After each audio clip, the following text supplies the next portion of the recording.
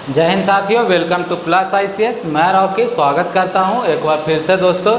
जैसा कि आप लोग जानते होंगे दोस्तों, पता होगा आप लोगों को कि क्या चीज़ कि बिहार पुलिस का एडमिट कार्ड जो आ चुका है, उसी को देखते हुए दोस्तों हम लोगों ने आज से क्या चीज़ कि प्राचीन इतिहास महामैराथन जो दोस्तों इसी तरीक़ा से हम लोग आज प्राचीन इतिहास को देख रहे हैं। पूरा सिलेबस को महामैराथन के तौर पे हम लोग कवर करेंगे। जैसे में आज प्राचीन इतिहास को देख रहे हैं दोस्तों, फिर उसके बाद मध्यकालीन इतिहास, फिर आधुनिक इतिहास को, उसके बाद ज्योग्राफी, उसी तरीक़ा से पॉलिटी और उसी तरीक़ा से हर विषय का एक एक मैराथन आएगा, जिसमें लगभग 10 से 11 वीडियो आएगा दोस्तों, जिससे हम लोग का पूरा सिलेबस कवर हो जाएगा एग्ज़ाम के पहले। आइए दोस्तों, आज हम लोग क्या चीज़ करने वाले हैं, प्राचीन इतिहास को। प्राचीन इतिहास का हम लोग पहला क्वेश्चन देखते हैं दोस्तों। आशा करते हैं वीडियो अच्छा लगेगा तो सब्सक्राइब जरूर कीजिएगा दोस्तों। आइए हम लोग पहला क्वेश्चन देखते हैं। क्या चीज़ बोल रहा है, पीलीबंगा पुरातात्विक स्थल किस भारतीय राज्य में स्थित है। क्या चीज़ बोल रहा है कि पीलीबंगा पुरातात्विक स्थल किस भारतीय राज्य में स्थित है। जो पीलीबंगा है दोस्तों, कालीबंगा का नाम सुने होंगे, लेकिन बिहार पुलिस का प्रीवियस ईयर क्वेश्चन में पूछा गया था दोस्तों क्या चीज़ कि पीलीबंगा किस जगह पे स्थित है। जो हड़प्पा स्थल है दोस्तों, सिंधु घाटी सभ्यता का जो स्थल है पीलीबंगा, जो पुरातात्विक स्थल है, ये कहाँ स्थित है। तो कहाँ स्थित है, तो याद रखिएगा कहाँ, राजस्थान में। कहाँ स्थित है दोस्तों, पीलीबंगा राजस्थान में। उसी तरीक़ा से अगर पीलीबंगा ना पूछ करके कालीबंगा पूछ दे, क्या चीज़ कालीबंगा पूछे तो कहाँ है दोस्तों, ये भी कहाँ है, तो राजस्थान में। कालीबंगा किस लिए फेमस है दोस्तों, तो काली चूड़ियों के लिए। किस लिए फेमस है, तो काली चूड़ी के लिए, काली रंग की चूड़ियों के लिए, याद रखिएगा। और यहाँ क्या चाहिए दोस्तों, अग्निकुंड का साक्ष्य मिला है। अग्निकुंड का साक्ष्य मिला है किस जगह पर, साक्ष्य मिला किस जगह पे, तो कालीबंगा के में दोस्तों। कालीबंगा और पीलीबंगा दोनों एक दूसरे से 5 किलोमीटर के डिस्टेंस पर है दोस्तों। कहाँ, किस राज्य में स्थित है, तो राजस्थान में। और ये जो कालीबंगा है ये कैसा स्थल है, तो सिंधु घाटी सभ्यता का स्थल है दोस्तों। हम लोग एक बार सिंधु घाटी सभ्यता का स्थल के बारे में समझते हैं। जो सिंधु घाटी है दोस्तों, जिसको हम लोग क्या चीज़ हड़प्पा सभ्यता भी बोलते हैं, क्या चीज़ हड़प्पा सभ्यता भी बोलते हैं के नाम से भी जानते हैं दोस्तों। तो इसका जो कार्यकाल माना जाता है दोस्तों, इसका जो काल माना जाता है, इसका काल कितना से कितना तक, 2500 BC से, याद रखिएगा 2500 BC से 1750 BC तक के माना जाता है दोस्तों। कितना, 2500 से 1750 BC तक। और हम लोग इसमें जानते हैं ये जो सिंधु घाटी सभ्यता, ये कैसी सभ्यता है, तो कैसी, कांस्ययुगीन। कैसा, कांस्ययुगीन सभ्यता है। कैसा, कांस्ययुगीन सभ्यता दोस्तों। आध ऐतिहासिक सभ्यता,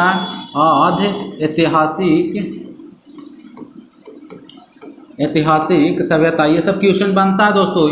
ये सिंधु घाटी सभ्यता कैसा है, तो कांस्ययुगीन सभ्यता कैसा है, तो आधे ऐतिहासिक सभ्यता। ये सब याद रखिएगा, क्या चीज़, ये सब याद रखिएगा। इसका जो सिंधु घाटी सभ्यता या हड़प्पा सभ्यता का जो नामकरण है दोस्तों, ये किसने किया था, नामकरण किसने किया था, तो याद रखिएगा नामकरण किसने किया था, तो किसने, जॉन मार्शल ने। किनके द्वारा, तो जॉन मार्शल के द्वारा किया गया था। किनके द्वारा किया गया था, जॉन मार्शल के द्वारा। कब किया गया था, तो 1820 ईस्वी में। कब किया गया था, तो 1820 ईस्वी में। आइए अब दोस्तों हम लोग इसका जो क्षेत्रफल है, कहाँ से कहाँ तक फैला हुआ है, उसको देखते हैं। सिंधु घाटी सभ्यता वो कहाँ से कहाँ तक फैला, उसके बारे में एक नज़र में देख लेते हैं। खास करके इनसे क्वेश्चन बनता है क्या चीज़ दोस्तों, इनका चौहद्दी से। क्या चीज़, इनका जो लास्ट कोर है, चौहद्दी का क्या चीज़ है, चारों तरफ जो है दोस्तों, इसका जो लास्ट कोर है दोस्तों, ऊपर में सबसे उत्तरी भाग और सबसे पूर्वी भाग, सबसे दक्षिणी भाग हो गया दोस्तों, और एक सबसे पश्चिमी भाग हो गया।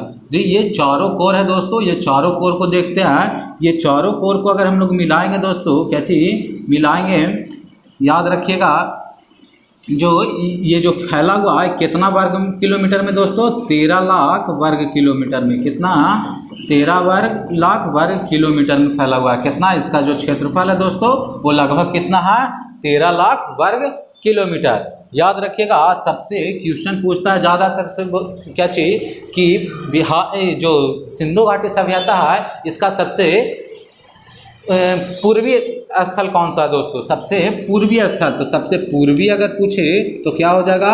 आलमगीरपुर। आलमगीरपुर है जो दोस्तों क्या चीज सबसे पूर्वी स्थल है। और जो आलमगीरपुर है ये किस नदी के किनारे है? नदी भी पूछता है तो हिंडन नदी के किनारे, हिंडन नदी के किनारे। याद रखिएगा कि अगर ये सब इतना याद कर लेते हैं दोस्तों तो क्या चीज़ सिंधु घाटी सभ्यता से क्वेश्चन नहीं छूटेगा। अगर इससे क्वेश्चन आता है क्या चीज़? आलमगीरपुर हो गया दोस्तों। आलमगीरपुर क्या चीज़ सबसे पूर्वी, क्या चीज़ दोस्तों? ईस्ट हो गया, वेस्ट हो गया, नॉर्थ हो गया दोस्तों और साउथ। और नॉर्थ सबसे उत्तरी अगर पूछे तो कौन सा हो जाएगा दोस्तों? माद्रा दोस्तों, माद्रा जो जम्मू कश्मीर में पड़ता। आलमगीरपुर कहाँ दोस्तों? यूपी में पड़ता। माद्रा कहाँ? जम्मू कश्मीर में। और ये जो माद्रा है ये किस नदी के किनारे है? तो चिनाब नदी के किनारे। किस नदी के किनारे? तो चिनाब नदी के किनारे स्थित है। जो माद्रा है वो किस नदी के किनारे? तो चिनाब नदी के किनारे। आलमगीरपुर हिंडन नदी के किनारे स्थित है। उसी तरीका के से याद रखिएगा, साउथ में सबसे दक्षिणी बिंदु सिंधु सभ्यता का कौन सा है दोस्तों? तो कौन सा? दाइमाबाद है जो दोस्तों, दाइमाबाद। और जो दाइमाबाद है ये कौन सा नदी के किनारे स्थित है? तो प्रवार नदी के किनारे। कौन सा नदी? तो प्रवार नदी के किनारे स्थित है। चार सबका नदी याद रखिएगा जरूरी से। क्या चीज? नदी याद कर रखिएगा क्योंकि इससे क्वेश्चन बनता ही बनता है। और याद रखिएगा जो सबसे पश्चिमी बिंदु कौन सा है दोस्तों? तो सुतकांगे डोर जो बलूचिस्तान में पड़ता है। सुतकांगे डोर दोस्तों, सुतकांगे डोर कहाँ पड़ता है? सुतकांगे डोर कहाँ पड़ता है? तो बलूचिस्तान में। ये कौन सा नदी है? तो दासक नदी के किनारे। कौन? दासक नदी के किनारे। दासक नदी के किनारे कौन है? सुतकांगे डोर। माद्रा चिनाब नदी के किनारे। आलमगीरपुर तो याद रखना हर हाल में। क्या चाहिए? आलमगीरपुर कौन सा नदी के किनारे? हिंडन नदी के किनारे। दाइमाबाद प्रवार नदी के किनारे स्थित है। याद रखिएगा। इसका चारों हम लोग क्या चीज देख लिए दोस्तों? चारों कोना का सबसे अंतिम बिंदु हम लोग देख लिए हैं।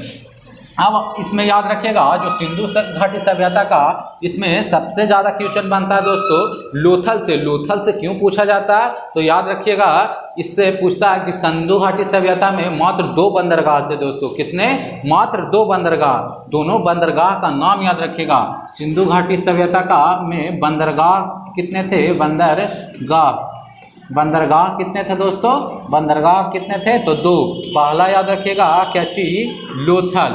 पहला क्या चीज याद रखिएगा दोस्तों? लोथल। और दूसरा याद रखिएगा सुतकोटदा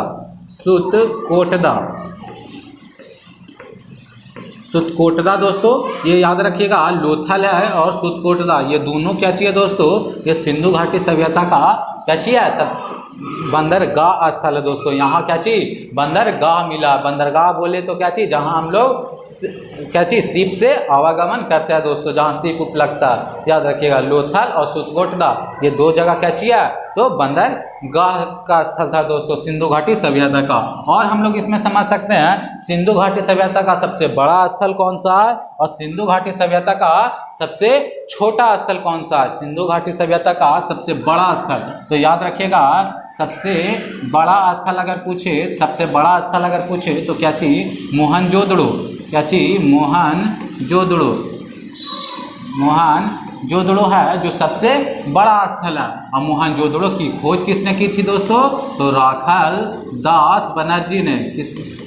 राखाल दास बनर्जी द्वारा दोस्तों, राखाल दास बनर्जी द्वारा क्या चीज? मोहनजोदड़ो की खोज की गई थी। उसी प्रकार याद रखिएगा कि भारत का सबसे बड़ा स्थल ये मोहनजोदड़ो है। ये कहाँ? पाकिस्तान के सिंध प्रांत में पड़ता है। कहाँ? पाकिस्तान के सिंध प्रांत में। लेकिन अगर पूछ दे भारत में स्थित सबसे बड़ा स्थल कौन सा है दोस्तों? याद रखिएगा जो भारत में अगर पूछ दे भारत में बड़ा स्थल, भारत में बड़ा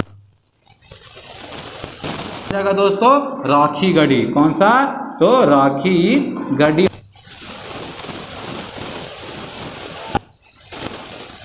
कहाँ है दोस्तों? तो हरियाणा में। कहाँ पड़ता? तो हरियाणा राज्य में पड़ता है। राखीगढ़ी कहाँ पड़ता? तो हरियाणा में पड़ता है। इतना पॉइंट याद रखिएगा सिंधु घाटी सभ्यता से। अगला क्वेश्चन चलते हैं दोस्तों।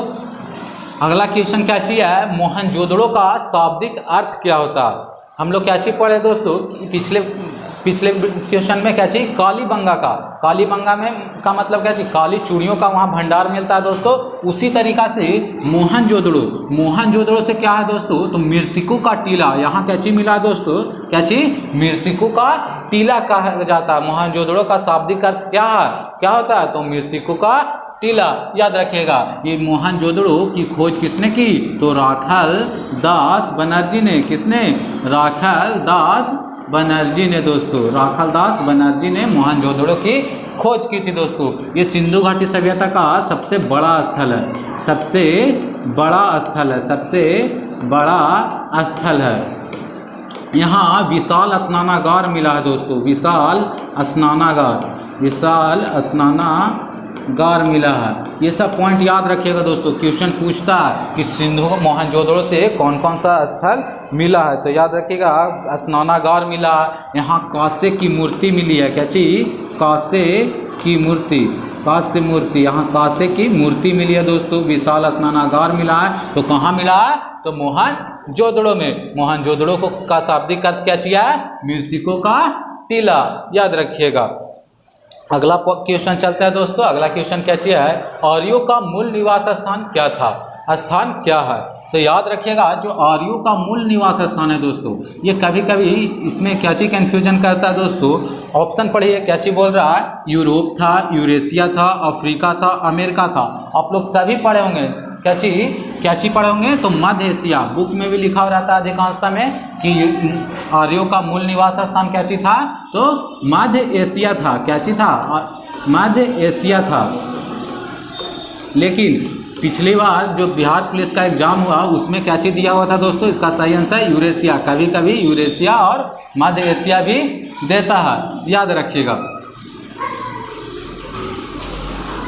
नेक्स्ट क्वेश्चन क्या चाहिए है, उत्तर वैदिक काल में इंद्र का स्थान किस देवता को मिला है दोस्तों? क्या चीज बोल रहा है, उत्तर वैदिक काल में इंद्र का स्थान किस देवता को मिला, तो याद रखिएगा क्या चीज कि वैदिक काल। सबसे पहले हम लोग समझते हैं कि वैदिक काल वैदिक काल का जो कार्यकाल था दोस्तों, इसका पीरियड था वो कब से कब तक चला था, तो 1500 BC से, याद रखिएगा 1500 BC से 600 BC तक, 1500 से 600 BC तक, जिसमें वैदिक काल में दो भाग में बटा था दोस्तों। पूर्व वैदिक काल, क्या चीज, पूर्व वैदिक काल, याद रखिएगा दोस्तों, शॉर्ट में लिखे हैं पूर्व वैदिक काल। दूसरा उत्तर वैदिक काल, उत्तर वैदिक काल। अक्सर ऐसा पूछता है दोस्तों कि पूर्व वैदिक काल का जो है इसका जो कार्यकाल था दोस्तों, कार्यकाल बोले तो कहने का क्या चीज़, इसका टाइम पीरियड था, इसका कितना था दोस्तों, तो कितना 1500 BC से 1000 BC, 1500 BC से 1000 BC तक इसका टाइम पीरियड था। उसी तरीका से उत्तर वैदिक काल का कितना था, 1000 BC से 1000 BC से कितना दोस्तों, 600 BC तक के क्या चीज बोलते हैं हम लोग, 600 BC तक को हम लोग क्या बोलते हैं, तो उत्तर वैदिक काल। तो उसी समय पूछ रहा है कि जो पूर्व वैदिक काल में हम लोग इंद्र के स्थान पर, पहले हम लोग पूर्व वैदिक काल में किस को पूजा करते थे, इंद्र को, लेकिन उत्तर वैदिक काल में हम लोग किस चीज़ को पूजा करने लगे थे दोस्तों, तो किस चीज़ का, किनको पूजा करने लगे थे, तो प्रजापति का। याद रखिएगा, प्रजापति का हम लोग पूजा करने लगे थे पूर्व वैदिक काल में इंद्र के स्थान पर। उत्तर वैदिक में जाकर के हम लोग क्या चीज, प्रजापति को पूजा करने लगे थे। अक्सर ये सब क्वेश्चन बनता है दोस्तों, याद रखिएगा। और इसमें एक बात याद रखिएगा, जैसे में वैदिक काल है दोस्तों, इसका जो निर्माण हुआ था वैदिक सभ्यता का, ये जो वैदिक सभ्यता है, ये वैदिक सभ्यता का निर्माण कैसे हुआ था, तो इनका निर्माण जो माना जाता है ये किनके द्वारा माना जाता है, याद रखिएगा, जो इनका निर्माण है ये किनके द्वारा माना जाता है दोस्तों, जो आर्यों के द्वारा माना जाता है। किनके द्वारा, कि इनका जो वैदिक सभ्यता के जो लोग थे वो कहाँ के लोग थे, तो आर्य लोग थे। कहाँ के, तो आर्य लोग थे। ये भी क्वेश्चन बना है। अगला क्वेश्चन चलते हैं दोस्तों। अगला क्वेश्चन क्या चाहिए है, विजयनगर साम्राज्य की राजधानी कहाँ थी?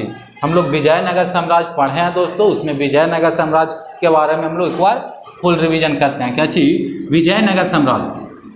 पहले हम लोग जानते हैं कि विजयनगर साम्राज्य की स्थापना कब हुई थी? तो 1336 ईस्वी में। कब हुई थी दोस्तों? 1336 ईस्वी में, याद रखिएगा 1336 ईस्वी में हुआ था दोस्तों। इस समय जब विजयनगर के साम्राज्य था, यहाँ दिल्ली पर शासन किसका था दोस्तों? तो मोहम्मद बिन तुगलक का। किसका था? तो दिल्ली का शासक कौन था दोस्तों? मोहम्मद बिन तुगलक। और हम लोग इसमें समझ सकते हैं कि विजयनगर साम्राज्य की स्थापना किसने किया था दोस्तों? संस्थापक जिसको बोलते हैं, तो स्थापना किसने किया था? तो हरियर एवं बुक्का ने। किसने? हरियर एवं बुक्का ने। कितना पॉइंट देखें दोस्तों? विजयनगर साम्राज्य की हम लोग स्थापना देखें कब हुआ? 1336 ईस्वी में। उस समय कौन था यहाँ का शासक दिल्ली का? तो मोहम्मद बिन तुगलक। संस्थापक कौन था या स्थापना किसने किया था? तो हरियर एवं बुक्का ने। अब हम लोग समझते हैं कि विजयनगर साम्राज्य में हम लोग पढ़े हैं दोस्तों कि कितने राजवंश थे? तो 4 राजवंश थे। कितने? तो 4 राजवंश। पहला याद रखिएगा कौन सा? संगम वंश। संगम वंश था दोस्तों। दूसरा याद रखिएगा सलूब वंश। सलूब वंश।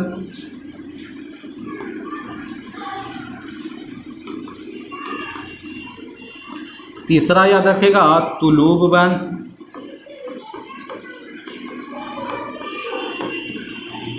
चौथा याद रखिएगा अरावीडू वंश। अरावीडू वंश। ये जो विजयनगर साम्राज्य है बहुत इंपॉर्टेंट है दोस्तों, याद रखिएगा। क्या चीज? संगम वंश है जिसमें 4 वंश थे। संगम वंश की स्थापना किसने की थी दोस्तों? हरियर एवं बुक्का ने। और विजयनगर साम्राज्य की स्थापना किसने की थी? तो हरियर एवं बुक्का ने। याद रखिएगा संगम वंश की स्थापना किसने की दोस्तों? तो किसने? हरियर एवं बुक्का ने। और याद रखिएगा सलूब वंश का, तो सलूब वंश का स्थापना किसने किया था दोस्तों? तो सलूब नरसिंह ने। याद रखिएगा सलूब नरसिंह ने। सलूब नरसिंह ने सलूब राजवंश की स्थापना की थी दोस्तों। उसी तरीका से तुलूब राजवंश, तुलूब वंश का संस्थापक कौन था? तो कौन? वीर नरसिंह। कौन? तो वीर नरसिंह द्वारा क्या चीज? तुलूब राजवंश की स्थापना की गई। उसी तरीका से अरावीडू वंश का भी पूछ देता है दोस्तों कभी कभी। तिरुमल द्वारा अरावीडू वंश की स्थापना की गई थी। अब इसमें हम लोग को मेनली क्या पढ़ना है दोस्तों? जो इसमें एक प्रतापी शासक था, सबसे महान शासक माना जाता है विजयनगर साम्राज्य का, जिनका नाम सुने होंगे। किनका? कृष्णदेवराय का। किनका दोस्तों? तो कृष्णदेवराय का। कृष्णदेवराय द्वारा। कृष्णदेवराय ये किस वंश के थे? तो तुलूब वंश के दोस्तों। तुलूब वंश में एक शासक थे दोस्तों, कौन? कृष्णदेवराय। इनको विजयनगर साम्राज्य का सबसे प्रतापी शासक माना जाता है। किनको? कृष्णदेव राय को। इनके बारे में हम लोग जानते हैं दोस्तों। क्या चीज? कृष्णदेव राय के बारे में। कृष्णदेव राय क्वेश्चन बनेगा अगर विजयनगर साम्राज्य से, तो ज्यादातर चांस है दोस्तों कृष्णदेव राय से ही बनेगा। क्या चीज? कृष्णदेव राय दोस्तों। कृष्णदेव राय ने क्या क्या काम किया दोस्तों? इनको क्या चीज कहा जाता था? इनको क्या चीज नाम से जाना जाता था? आद्रभोज या अभिनव भोज के नाम से जाना जाता था। अभिनव भोज के नाम से जाना जाता था। आद्रभोज या अभिनव भोज के नाम से जाना जाता था। और पॉइंट याद में रखिएगा दोस्तों कि इन्हीं के दरबार में अष्ट दिग्गज रहते थे। कौन? अष्ट दिग्गज। क्वेश्चन पूछता है कभी कभी कि अष्ट दिग्गज किनके दरबार में रहते थे? तो कृष्णदेव राय के दरबार में ही अष्ट दिग्गज रहते थे। और हम लोग इसमें जानते हैं दोस्तों इनके द्वारा क्या क्या काम किया गया था। इनके द्वारा विठल स्वामी, याद रखिएगा,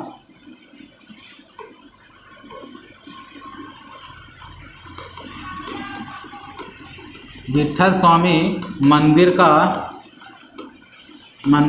निर्माण करवाया गया था दोस्तों। विठल स्वामी मंदिर का निर्माण करवाया गया था। नागलपुर शहर का निर्माण किया था।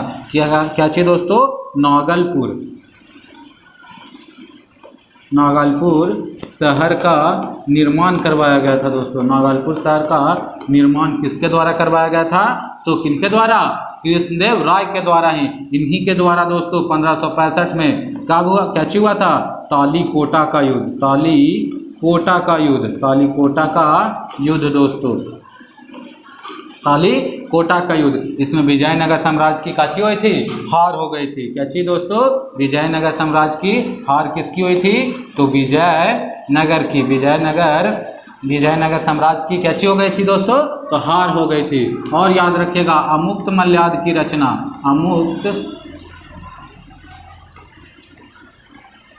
अमुक्त मल्याद की रचना दोस्तों किसने किनके द्वारा किया गया था, तो कृष्णदेवराय के द्वारा।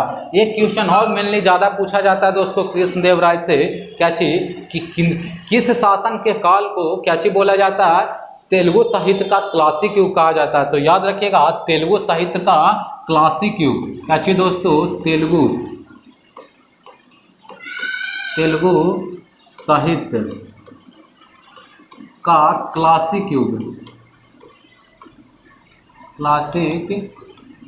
क्लासिक युग किसके शासनकाल को कहा जाता है दोस्तों, तो कृष्णदेव राय के काल को ही तेलुगु साहित्य का क्लासिक युग कहा जाता है।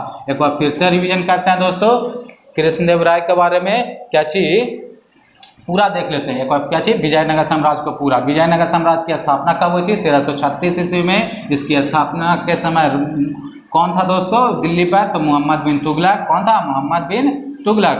और इसकी स्थापना किसने की थी, तो हरिहर एवं बुक्का ने। 4 वंश थे, संगम वंश, सालूब वंश, तुलुक वंश और अविडु वंश। ये संगम वंश की स्थापना हरिहर एवं बुक्का ने, सालूब वंश का सालूब नरसिंह ने, तुलुक वंश का वीर नरसिंह ने और अविडु वंश का तिरुमल ने। और तुलुक वंश का एक प्रतापी शासक था कौन दोस्तों, कृष्णदेवराय। कृष्णदेवराय नहीं, तेलुगु के काल को ही तेलुगु साहित्य का क्लासिक युग कहा जाता है। अमुक्त मल्याद की रचना की है दोस्तों किसने, तो किसने, कृष्णदेवराय ने ही। इनको क्या चीज के नाम से जाना जाता है, तो आर्द्र भोज या अभिनव भोज के नाम से जाना जाता है। अष्टदिग्गज किनके काल में रहते थे, तो कृष्णदेवराय के काल में ही।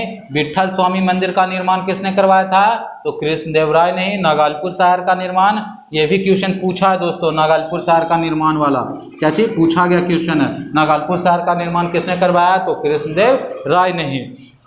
अब 1565 का तालीकोटा का युद्ध विजयनगर साम्राज्य का एक महत्वपूर्ण युद्ध था दोस्तों, जिसमें विजयनगर साम्राज्य की हार हो गई थी दोस्तों। किसके साथ हुई थी, किसके साथ युद्ध हुई थी दोस्तों, तो बहमनी साम्राज्य के साथ। किसके साथ युद्ध हुई थी, बहमनी साम्राज्य के साथ हुई थी दोस्तों। बहमनी साम्राज्य के साथ क्या हुई थी, विजयनगर की लड़ाई हुई थी। याद रखिएगा उसमें काची का युद्ध, तालीकोटा का युद्ध, जिसमें विजयनगर साम्राज्य की हार हो गई थी। एक क्वेश्चन और बनता है दोस्तों, याद रखिएगा कृष्णदेवराय से इन्हीं के समय में क्या चीज दोस्तों, कृष्णदेवराय के शासन काल में क्या चीज दोस्तों, याद रखिएगा डोमिंगो पायस, जो डोमिंगो पायस था दोस्तों और बारबोसा था, बारबोसा, ये दोनों जो यात्री था, विदेशी यात्री था दोस्तों, ये किसके काल में भारत आया था, तो कृष्णदेवराय के काल में। ये क्वेश्चन पूछा गया है, क्या चीज याद रखिएगा, डोमिंगो पायस और बारबोसा, ये दोनों कहाँ के, कृष्णदेव राय के शासन काल में ही भारत आए थे। याद रखिएगा। अगला क्वेश्चन चलते हैं। अगला क्वेश्चन क्या चीज है, मृच्छकटिकम के रचनाकार कौन है। मृच्छकटिकम के रचनाकार कौन है दोस्तों, तो मृच्छकटिकम के रचनाकार कौन है दोस्तों, तो शूद्रक द्वारा क्या चीज, मृच्छकटिकम की रचना की गई थी। याद रखिएगा। भास द्वारा लिखी गई पुस्तक का नाम इंपॉर्टेंट है दोस्तों, याद रखिएगा। भास द्वारा क्या चीज, कर्णभार की रचना किसके द्वारा की गई, तो भास जी के द्वारा लिखा गया। बाल चरित्र क्या चीज, बाल चरित्र और कर्मभास दोनों दोस्तों याद रखिएगा किसके द्वारा लिखी गई पुस्तक है, तो भास के द्वारा लिखी गई पुस्तक कर्णभार और बाल चरित्र। और याद रखिएगा कालिदास के द्वारा, इनके द्वारा तो जानते होंगे दोस्तों, अभिज्ञान शकुंतलम। याद रखिएगा अभिज्ञान शकुंतलम, जो बहुत इंपॉर्टेंट पुस्तक है दोस्तों, बहुत पूछा गया। अभिज्ञान शकुंतलम हो गया, रघुवंश हो गया, याद रखिएगा। ऋतु संहार हो गया,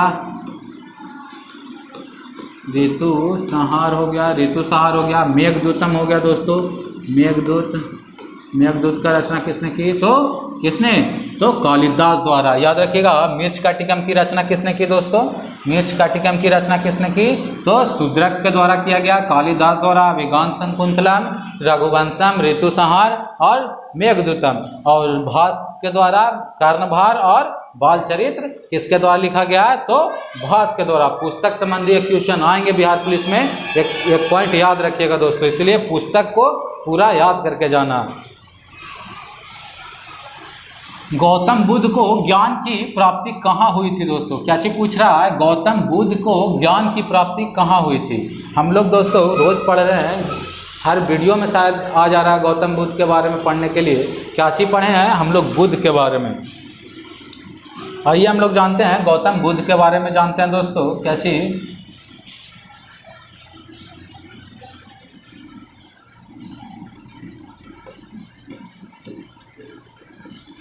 भगवान बुद्ध के बारे में जानते हैं। भगवान जो बुद्ध थे दोस्तों, वो क्या चीज, जो भगवान बुद्ध थे, ये इनका जन्म कब हुआ था दोस्तों?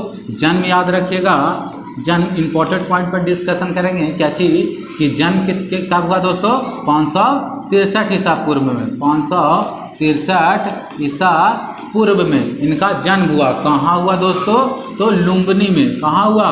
तो लुम्बिनी में दोस्तों। लुम्बिनी कहाँ? तो नेपाल में। याद रखिएगा, लुम्बिनी कहाँ? तो नेपाल में। और याद रख सकते हैं दोस्तों कि इनका जन्म कब हुआ? 563 ईसा पूर्व में। इनको ये जो गृह त्याग किए थे दोस्तों, गृह त्याग किए थे दोस्तों, ये कितना वर्षों में? तो 29 वर्ष में। ये भी क्वेश्चन पूछा गया कि भगवान बुद्ध ने गृह त्याग कितने वर्षों में किए थे? तो कितने वर्षों में? तो 29 वर्ष की अवस्था में इन्होंने गृह त्याग की थी। याद रखिएगा। और हम लोग इनके बारे में जान सकते हैं कि इनकी ज्ञान की प्राप्ति, जो क्वेश्चन पूछा था दोस्तों, ज्ञान की प्राप्ति 35 वर्ष की उम्र में। कितने वर्ष की उम्र में? 35 वर्ष की उम्र में दोस्तों। कहाँ हुई थी? तो बोध गया में। कहाँ हुई थी? तो बोध गया में दोस्तों। बोध गया में कहाँ? बिहार के बोध गया में दोस्तों। बोध गया में कहाँ? तो निरंजना नदी के किनारे। निरंजना नदी के किनारे कची पीपल के पेड़ के नीचे दोस्तों बुद्ध भगवान की क्या चीज? ज्ञान की प्राप्ति हुई। याद रखिएगा। कितने वर्ष की उम्र में? तो 35 वर्ष की उम्र में। याद रखिएगा। और हम लोग इसमें जान सकते हैं कि इन्होंने सर्वाधिक उपदेश दिया था दोस्तों। क्या चीज? सर्वाधिक उपदेश। सर्वाधिक उपदेश पहले याद रखिए, दोनों याद रखते हैं, सर्वाधिक और पहला उपदेश। पहला सर्वाधिक उपदेश और पहला उपदेश कब दिया था दोस्तों? कब दिए थे जो भगवान बुद्ध ने? तो याद रखिएगा, सारनाथ में। कहाँ दिए थे? कहाँ? पहला उपदेश कहाँ दिए थे? तो कहाँ? सारनाथ में दिए थे। और सर्वाधिक कहाँ दिए थे? तो श्रावस्ती में दिए थे दोस्तों। सर्वाधिक कहाँ दिए थे? तो श्रावस्ती में। और पहला उपदेश कहाँ दिए थे? तो सारनाथ में दिए थे। ये पॉइंट याद रखिएगा दोस्तों, इतना इंपॉर्टेंट पॉइंट है। और इसमें हम लोग जान सकते हैं भगवान बुद्ध को क्या चीज बोला जाता? लाइट ऑफ एशिया, यानी एशिया का ज्योतिपुंज। एशिया का ज्योतिपुंज कहा जाता है दोस्तों। एशिया का ज्योतिपुंज कहा जाता है। एशिया का ज्योतिपुंज किसे कहा जाता है? तो भगवान बुद्ध को कहा जाता है। और हम लोग इसमें जान सकते हैं जो ज़्यादातर क्वेश्चन बनता है, जैसे मैं गृह त्याग किए थे कितने वर्ष की उम्र में? तो 29 वर्ष की उम्र में। उसी तरीका से मृत्यु कब हुई थी दोस्तों? मृत्यु कब हुई थी? 563 ईस्वी में तो इनकी जन्म हुआ था। 483 ईसा पूर्व में इनकी मृत्यु हुई थी दोस्तों। तो ये जो मृत्यु हुई इनकी, इस घटना को हम लोग क्या कहते हैं? तो महापरिनिर्वाण की घटना बोलते हैं दोस्तों। क्या चीज? महापरिनिर्वाण बोलते हैं इस घटना को। मृत्यु की घटना को क्या बोला जाता है? महापरिनिर्वाण बोला जाता है। क्या चीज बोला जाता है? याद रखिएगा दोस्तों, मृत्यु की घटना को क्या चीज बोला जाता है? महापरिनिर्वाण बोला जाता है।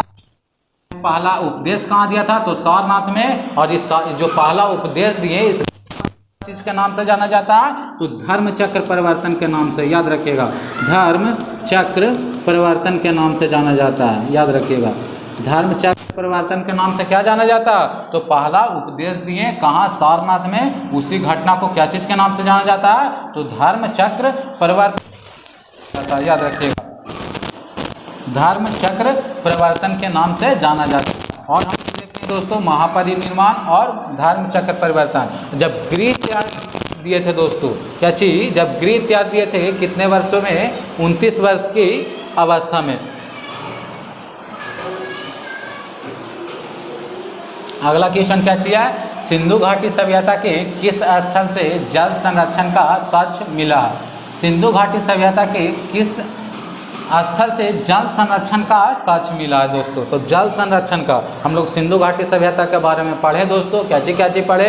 इसका काल कितना से कितना तक था, 2500 से 1750 तक। इसका नामकरण किसने किया था, तो जॉन मार्शल ने। और जॉन मार्शल ने नामकरण किया, कब किया, 1820 ईस्वी में किया था दोस्तों। इसकी खोज किसने की थी, तो दयाराम साहनी द्वारा खोज किया गया था। सिंधु घाटी सभ्यता का खोज किसने किया था, तो दयाराम साहनी द्वारा किया गया था, याद रखिएगा। यहाँ क्या चीज पूछ रहा है दोस्तों, सिंधु घाटी सभ्यता में जिस तरीका से हम लोग पढ़े, कालीबंगा में काली चूड़ियों का अवशेष मिला, मोहनजोदड़ो में क्या चीज, विशाल स्नानागार का, अग्निकुंड का, कहाँ, तो कालीबंगा में ही अग्निकुंड का साक्ष्य मिला।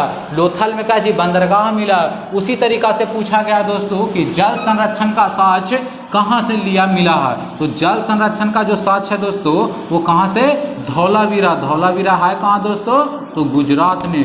धौलावीरा कहाँ से मिला है दोस्तों, धौलावीरा से ही क्या चीज, जल संरक्षण का साक्ष्य मिला है। जल संरक्षण का साक्ष्य कहाँ से, तो धौलावीरा से। देख लीजिए दोस्तों, क्या चीज, तो मेक्सिको का टीला और विशाल स्नानागार मिला है, कहाँ से, तो मोहनजोदड़ो से। हड़प्पा से याद रखेगा, R37 कब्रिस्तान। R37 कब्रिस्तान कहाँ से मिला है, कब्रिस्तान, R37 कब्रिस्तान कहाँ से लिया गया दोस्तों, मिला है, तो हड़प्पा स्थल से। हड़प्पा किस नदी के किनारे स्थित है दोस्तों, मोहनजोदड़ो किस नदी के किनारे है, ये सब क्वेश्चन पूछता, तो याद रखिएगा।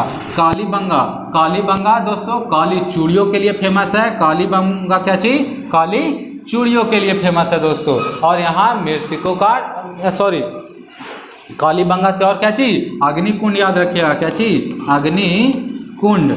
अग्निकुंड का साक्ष्य कहाँ से मिला है, तो कालीबंगा से ही दोस्तों। कालीबंगा है कहाँ, तो कहाँ, राजस्थान में दोस्तों। कहाँ, राजस्थान में, याद रखिएगा, राजस्थान में। और मोहनजोदड़ो कहाँ है दोस्तों, तो सिंध प्रांत में दोस्तों। पाकिस्तान के सिंध प्रांत में है मोहनजोदड़ो।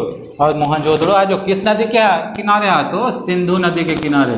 सिंधु नदी के, नदी याद रखिएगा दोस्तों, नदी कौन सा है, तो सिंध नदी के। हड़प्पा तो रावी नदी के किनारे। रावी नदी के किनारे कौन है, हड़प्पा सभ्यता का स्थल स्थित है दोस्तों।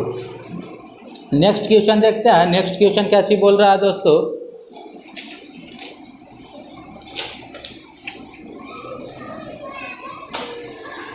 नेक्स्ट क्वेश्चन क्या चाहिए, हड़प्पा सभ्यता की खोज किसने की थी। मोहनजोदड़ो थी दोस्तों, तो मोहनजोदड़ो की खोज किसने की थी, मोहनजोदड़ो के राखालदास बनर्जी ने। राखालदास बनर्जी ने मोहनजोदड़ो की खोज की थी दोस्तों। मोहनजोदड़ो की खोज किसने की थी, तो राखालदास बनर्जी ने। ये हड़प्पा सभ्यता की खोज बोल रहा है दोस्तों, तो किसने की थी, तो दयाराम साहनी ने। हम लोग अभी ही पढ़े दोस्तों, क्या चीज, हड़प्पा सभ्यता का नामकरण किसने किया था, नामकरण किसने किया था, 1820 में किसने किया था दोस्तों नामकरण, तो जॉन मार्शल के द्वारा, रंगनाथ राव के द्वारा दोस्तों। लोथल की जो स्थल है दोस्तों, लोथल में क्या चीज था, बंदरगाह था दोस्तों। क्या चीज था, बंदरगाह था। यही बंदरगाह कहाँ था, लोथल में था दोस्तों। ये लोथल की खोज किसने की थी, तो रंगनाथ राव ने। किसने, रंगनाथ राव ने ही क्या चीज, रंगपुर की खोज की थी दोस्तों। रंगपुर की खोज किसने की थी, तो किसने, रंगनाथ राव ने ही क्या चीज, रंगपुर की खोज की थी। और लोथल की साहनी ने हड़प्पा सभ्यता की खोज की थी। जॉन मार्शल ने हड़प्पा सभ्यता का नामकरण किया था। राखालदास बनर्जी ने मोहनजोदड़ो की खोज की गई थी दोस्तों। मोहनजोदड़ो की खोज किसने की थी, तो किसने, राखालदास बनर्जी ने। भारत का नेपोलियन किसे कहा जाता है दोस्तों, क्वेश्चन पूछ रहा है कि भारत का नेपोलियन किसे कहा जाता है। तो याद रखिएगा भारत का नेपोलियन किसे कहा जाता है, चंद्रगुप्त मौर्य को या समुद्रगुप्त को या अशोक को या हर्षवर्धन को। याद रखिएगा जो समुद्रगुप्त है दोस्तों ये भारत का नेपोलियन कहलाता है। कौन? भारत का नेपोलियन कौन कहलाता है? समुद्रगुप्त दोस्तों। भारत का नेपोलियन किसे कहा जाता है? तो समुद्रगुप्त को कहा जाता है। और हम लोग इसके बारे में जान सकते हैं दोस्तों, ये 100 युद्धों का विजेता था। कौन? 100 युद्धों का 100 युद्धों का विजेता कौन कहलाता है दोस्तों? 100 युद्धों का विजेता तो समुद्रगुप्त को कहा जाता है। समुद्रगुप्त को क्या चाहिए? 100 युद्धों का विजेता कहा जाता है। और इसी के दरबार में दोस्तों एक कवि थे। कौन? हरिसेन। हरिसेन एक कवि थे दोस्तों। और हरिसेन द्वारा लिखी गई क्या चीज पुस्तक क्या चाहिए दोस्तों? प्रयाग प्रशस्ति या इलाहाबाद प्रशस्ति। इलाहाबाद प्रशस्ति। इलाहाबाद प्रशस्ति दोस्तों। यही इसकी रचना किसने की थी? प्रयाग प्रशस्ति या इलाहाबाद प्रशस्ति दोनों एक ही है दोस्तों। उसकी रचना किसके द्वारा की गई? तो हरिसेन। और हरिसेन किसके शासनकाल में? तो ये ज्यादातर पूछता है दोस्तों, समुद्रगुप्त के शासनकाल में कौन से कवि रहते थे? तो हरिसेन रहते थे। और हरिसेन द्वारा लिखी गई पुस्तक इलाहाबाद प्रशस्ति या इसी को बोल सकते हैं प्रयाग प्रशस्ति। और इसे क्या चीज बोला जाता है? 100 युद्धों का विजेता भी कहा जाता है दोस्तों, याद रखिएगा। और जो भारत का नेपोलियन है दोस्तों, जो भारत का नेपोलियन है, इसे भारत का नेपोलियन कहा किसने था दोस्तों? बीएस, याद रखिएगा, बीएस स्मिथ ने। बीएस स्मिथ ने भारत का नेपोलियन कहा था। किसे? तो समुद्रगुप्त को। समुद्रगुप्त के भारत का नेपोलियन किसने बोला था? तो किसने बोला था दोस्तों? किसने? बीएस स्मिथ ने बोला था, याद रखिएगा। अगला क्वेश्चन चलते हैं। अगला क्वेश्चन क्या चाहिए? लिच्छवी स्तूप बिहार के किस जिले में है? तो ये तो पता होगा दोस्तों, लिच्छवी स्तूप। लिच्छवी स्तूप कहाँ? ये वैशाली जिला में है। कहाँ? तो वैशाली जिला में। ये मिलनी क्यों बना था दोस्तों? जो लिच्छवी स्तूप ये भगवान बुद्ध का जो अवशेष था, भगवान बुद्ध का जो अवशेष था, भगवान बुद्ध का अवशेष को रखने के लिए,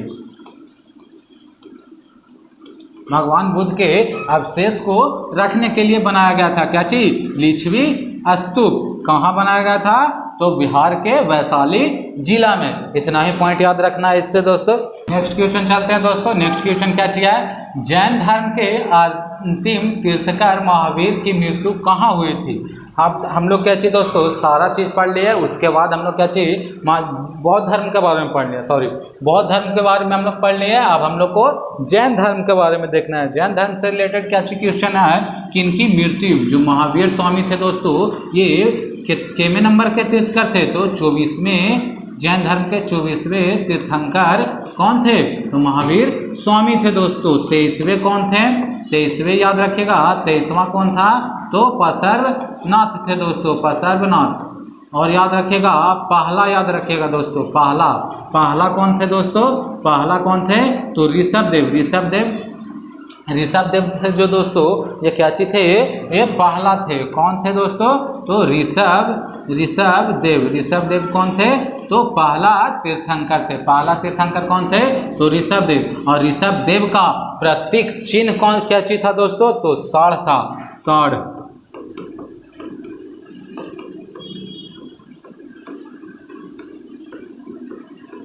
ऋषभदेव का प्रतीक चिन्ह क्या चीज था? तो साढ़ था। ऋषभदेव को जैन धर्म का संस्थापक माना जाता है। क्या चीज? जैन धर्म का संस्थापक किन्हें माना जाता है? तो ऋषभदेव का। महावीर के बारे में याद रखिएगा दोस्तों, मिलनी क्वेश्चन पूछा जाता है, इनका जन्म कब हुआ था? तो कब हुआ था? 540 ईसा पूर्व में। कब हुआ था? 540 ईसा पूर्व में। कहाँ? तो कुंडग्राम में, याद रखिएगा। इनको कैवल्य की प्राप्ति याद रखिएगा। कैवल्य की प्राप्ति यानी ज्ञान की प्राप्ति।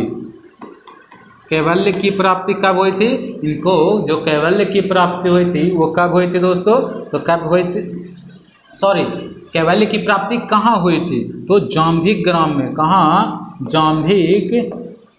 जाम्भिक ग्राम में इनको कैवल्य की प्राप्ति हुई। जाम्भिक ग्राम है कहाँ दोस्तों?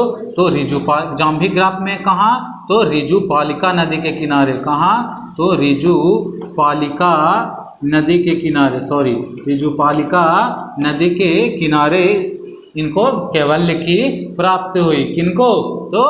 किनको? महावीर स्वामी का। महावीर स्वामी का प्रतीक चिन्ह क्या चाहिए दोस्तों? प्रतीक चिन्ह क्या चाहिए? महावीर स्वामी का प्रतीक चिन्ह क्या चाहिए? तो क्या चाहिए? याद रखिएगा क्या चाहिए? तो सिंह दोस्तों, सिंह मतलब शेर। उसी प्रकार हम लोग ऋषभ देव का देखें, क्या चाहिए? साढ़ है। और केशव तीर्थंकर जो पासारनाथ है दोस्तों, इनका प्रतीक चिन्ह क्या चाहिए? सर्प है दोस्तों, सांप है। सांप किनका है? तो ऋषभ देव का। और पासारनाथ का, ऋषभ देव का क्या चीज? साढ़ है दोस्तों। और हम लोग इसमें समझते हैं क्या चीज? जैन धर्म के दो संगति हुए थे, दो जैन संगतियों को देखते हैं। जैन संगति को देखते हैं। दो संगति हुआ था दोस्तों, संगति का आयोजन किया गया था। जैन संगति, दो संगति का आयोजन किया गया था। याद रखिएगा कब किया गया था दोस्तों? पहला कब किया गया था? दूसरा कब किया गया था? तो पहला जो किया गया था 300 ईसा पूर्व में किया गया था, और दूसरा जो किया गया था वो 512 ईस्वी में, 512 ईस्वी में किया गया था। ये दोनों याद रखिएगा, एक ईसा पूर्व और एक ईस्वी, दोनों याद रखिएगा। 300 ईसा पूर्व में और दूसरा 512 ईसा पूर्व में। पहला कहाँ हुआ था दोस्तों? तो पाटलिपुत्र में। पहला हुआ कहाँ था? तो पाटलिपुत्र में। दूसरा कहाँ हुआ था? तो बल्लभी में। दूसरा कहाँ हुआ था? बल्लभी में। पहला कहाँ हुआ था? तो पाटलिपुत्र में। पाटलिपुत्र में इसका अध्यक्ष किनको बनाया गया था? तो स्थूलभद्र को। और इसका अध्यक्ष किसे बनाया गया था? तो क्षमा श्रवण को। याद रखिएगा, क्षमा श्रवण को बनाया गया था। क्षमा श्रवण को क्या चीज? इसका अध्यक्ष बनाया गया था। दूसरा जैन संगति, तो दूसरा जैन संगति कब हुआ? 512 ईस्वी में। कहाँ हुआ? बल्लभी में। इसका जो अध्यक्ष कौन था? तो क्षमा श्रवण था। पहला कब हुआ? तो 300 में। कहाँ हुआ? पाटलिपुत्र में। और इसका जो अध्यक्ष कौन था? तो स्थूलभद्र था। याद रखिएगा। और इससे एक क्वेश्चन बना है दोस्तों, क्या चाहिए? हाल ही में एक क्वेश्चन क्या चाहिए? याद रखिएगा, जैन मूर्ति मिली है बिहार में। जैन मूर्ति बिहार के पटना में,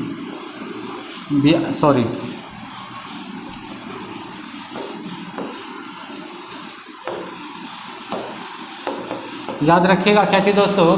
कि पटना के लोहानीपुर में, क्या चीज़? पटना के लोहानीपुर में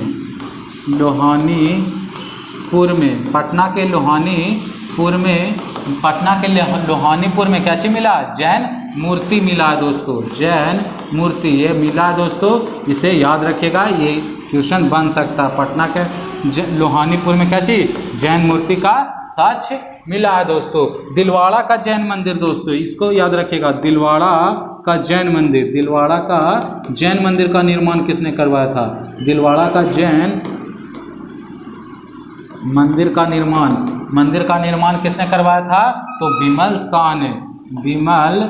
शाह ने करवाया था दोस्तों। दिलवाड़ा का जैन मंदिर का निर्माण किसने करवाया था? विमल शाह ने। पटना का लोहानीपुर में, याद रखिएगा, ये जगह याद रखिएगा दोस्तों, बिहार पुलिस में पूछ सकता। बिहार के पटना के लोहानीपुर में जैन मूर्ति का साक्ष्य मिला है। दिलवाड़ा का जैन मंदिर का निर्माण किसने करवाया? तो विमल शाह ने। खजुराहो का पासारनाथ मंदिर हो जो दोस्तों, खजुराहो का जो जैन मंदिर है उसका निर्माण किसने करवाया? तो चंदेल शासकों ने। खजुराहो का जो जैन मंदिर है उसका निर्माण किसने करवाया? तो चंदेल शासकों द्वारा किया गया। जैन संगति 2 300 ईसा पूर्व, 512 ईसा पूर्व, पाटलिपुत्र, बल्लभी। एकदम बोल रहा है दोस्तों, इसको रट जाइए, इससे क्वेश्चन आएगा ही आएगा। अगला क्वेश्चन चलते हैं। अगला क्वेश्चन क्या चाहिए? लोथल बंदरगाह किस नदी के किनारे स्थित है? लोथल बंदरगाह था दोस्तों, कहाँ का? सिंधु घाटी सभ्यता का सिंधु घाटी सभ्यता का दोस्तों लोथल एक बड़ा बंदरगाह था। वही लोथल बंदरगाह जो है वो किस नदी के किनारे है? तो भोगवा नदी के किनारे लोथल जो बंदरगाह था इसका खोज किसने किए थे? तो रंगनाथ राव के द्वारा इनकी खोज की गई थी दोस्तों। किनका? लोथल जो जगह है उसका खोज किसने की थी? तो रंगनाथ राव ने। और कौन सी नदी के किनारे स्थित है लोथल? तो भोगवा नदी के किनारे स्थित है, याद रखिएगा। अगला क्वेश्चन चलते हैं। अगला क्या चीज है? इनमें से कौन कालिदास द्वारा लिखित रचना नहीं है? तो कालिदास द्वारा लिखा गया पुस्तक दोस्तों 4 गो है जिसमें एक नहीं है। तो याद ऑप्शन पढ़िए क्या चीज? अभिज्ञान शकुंतलम। अभिज्ञान शकुंतलम किसका? तो ये कालिदास का लिखा गया पुस्तक है दोस्तों। रघुवंशम हो गया, रघुवंशम भी कालिदास द्वारा लिखा गया पुस्तक है। मेघदूत की भी रचना किसने की है दोस्तों? हम लोग अभी ही पढ़े। अभिज्ञान शकुंतलम, रघुवंशम, मेघदूत की रचना किसने की है? तो और याद रखिएगा रघुवंशम हो गया दोस्तों। ऋतु संहार एगो हम बताएं क्या चीज? ऋतु संहार की भी रचना किसने की है? तो कालिदास ने ही की है दोस्तों। ये 3 ऑप्शन सही है। और गीता की रचना जो श्रीमन भागवत गीता है दोस्तों उसकी रचना किसने किया है? तो वेद व्यास ने। किसने किया? श्रीमन भागवत गीता की रचना किसने की? तो वेद व्यास ने। इसमें आंसर क्या चीज पूछा था? लिखित रचना नहीं है। तो किसका जो गीता रचना है वो वेद व्यास क्या है, ना कि कालिदास का। कालिदास द्वारा लिखा गया 4 पुस्तक एकदम याद रखिएगा। अभिज्ञान शकुंतलम, ऋतु संहार, रघुवंशम और मेघदूतम, याद रखिएगा। अगला क्वेश्चन चलते हैं। अगला क्वेश्चन क्या चीज है? प्रयाग प्रशस्ति किस भाषा में लिखा गया था? जो प्रयाग प्रशस्ति, इसी को दोस्तों अभी हम लोग पढ़े। जो प्रयाग प्रशस्ति इसी को हम लोग क्या चीज? इलाहाबाद प्रशस्ति भी बोलते हैं। क्या चीज बोलते हैं दोस्तों? इलाहाबाद प्रशस्ति। इलाहाबाद प्रशस्ति इसकी भी रचना और इसकी भी रचना किसने किया है? क्वेश्चन क्या चीज? सॉरी, इलाहाबाद प्रशस्ति और प्रयाग प्रशस्ति दोनों की रचना किसने की है दोस्तों? तो हरिसेन ने। और हरिसेन किसके दरबारी कवि था? तो समुद्रगुप्त का। किसका? समुद्रगुप्त का दोस्तों। समुद्रगुप्त का दरबारी कवि था। समुद्रगुप्त को ही भारत का क्या चीज बोला जाता है? तो भारत का नेपोलियन बोला जाता है दोस्तों। नेपोलियन अभी हम लोग पढ़े। भारत का नेपोलियन किसे कहा जाता है? तो समुद्रगुप्त को। और समुद्रगुप्त को ही क्या चीज? 100 युद्धों का विजेता कहा जाता है। 100 युद्धों का विजेता कहा जाता। लेकिन यहाँ पूछ क्या चीज रहा है? जो प्रयाग प्रशस्ति है दोस्तों ये किस भाषा में लिखा गया? तो भाषा अगर पूछे तो किस भाषा में? संस्कृत भाषा में। इसकी रचना किसने की है प्रयाग प्रशस्ति के? तो किसने? हरिसेन ने। हरिसेन किसके दरबारी कवि थे? तो समुद्रगुप्त के दरबारी कवि थे। अगला क्वेश्चन चलते हैं। अगला क्या चीज बोल रहा है? फाहियान किसके समय में भारत आया था? जो फाहियान था दोस्तों इससे समझिएगा। जैसे फाहियान आया था, हर्षवर्धन के समय में कौन आया था, ये सब समझते हैं। तो जो फाहियान था दोस्तों वो चंद्रगुप्त मौर्य के समय में आए थे। किसके समय में? सॉरी, चंद्रगुप्त द्वितीय के समय में।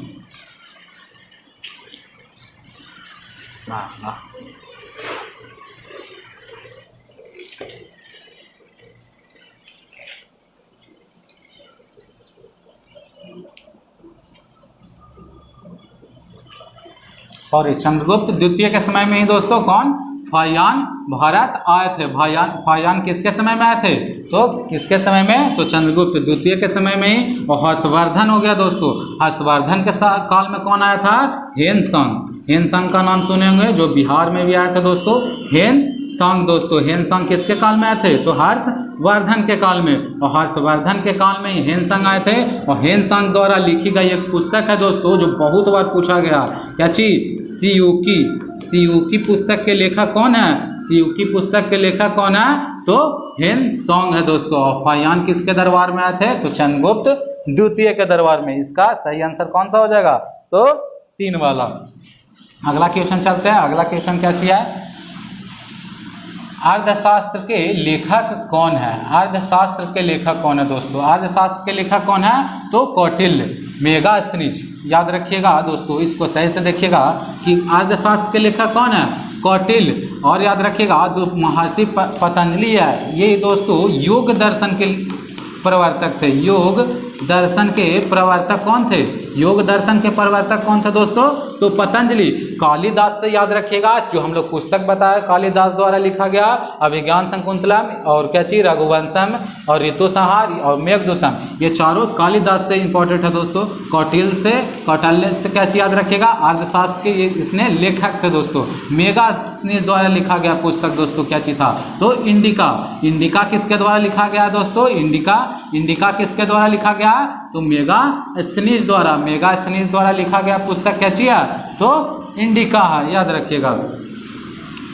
अगला क्वेश्चन क्या चीज है? किस शासक ने चतुर्थ बौद्ध संगति कश्मीर में आयोजित किया था? अभी हम लोग क्या चीज पढ़े दोस्तों? जैन संगति कब हुआ था? वो एक बार फिर से रिकॉल कर लेते हैं। क्या चीज कब हुआ था? जो खाली डेट बताइएगा। 300 ईसा पूर्व में, और क्या चीज, और दूसरा कब हुआ था? 512 ईस्वी में। ये दो जैन संगतियाँ थी। पहला कहाँ हुआ था? तो पाटलिपुत्र में, और दूसरा कहाँ हुआ था? तो वल्लभी में। कहाँ हुआ था? तो वल्लभी में। ये दो बौद्ध क्या चीज जैन संगतियाँ थी। पहला कहाँ हुआ? पाटलिपुत्र में, दूसरा कहाँ हुआ? वल्लभी में। और जो पाटलिपुत्र का जो अध्यक्ष था दोस्तों उस समय कौन था? स्थूलभद्र था। कौन था? स्थूलभद्र था। और जो वल्लभी का था वो कौन था? क्षमाश्रवण था। कौन था? क्षमाश्रवण था दोस्तों। क्षमाश्रवण था। कौन था? तो क्षमाश्रवण था। ये तो हो गया जैन धर्म का। उसी तरीका से चतुर्थ बौद्ध संगति, तो बौद्ध धर्म में भी 4 संगतियाँ हुई थी। वो चारों संगतियों को देखते हैं हम लोग। आइए पूरा डेट के साथ क्या चीज, तो पहला याद रखिएगा, जो पहला याद रखिएगा, दूसरा, तीसरा और चौथा, 4 बौद्ध संगतियाँ हुई थी। जिसमें पहला कब हुआ दोस्तों? डेट याद रखिएगा। किस वर्ष हुआ? तो किस वर्ष हुआ? 483 ईसा पूर्व में। याद रखिएगा कब हुआ? 483 ईसा पूर्व में। दूसरा कब हुआ? तो 383 ईसा पूर्व में। तीसरा कब हुआ? तो 250 मानिएगा। कभी कभी कहीं 255 भी देता है, कहीं 250 ईसा भी देता है। तो याद रखिएगा क्या चीज, 250 ईसा पूर्व में। और इसको याद रखिएगा, चौथा जो हुआ है वो क्या चीज, प्रथम शताब्दी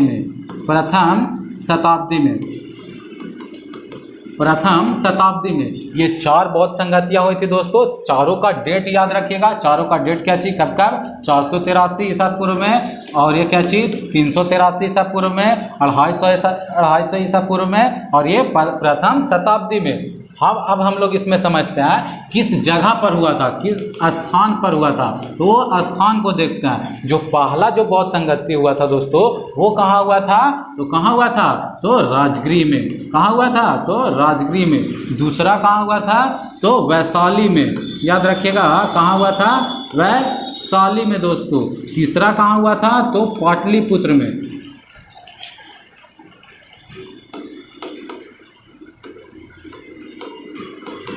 तीसरा कहाँ हुआ था?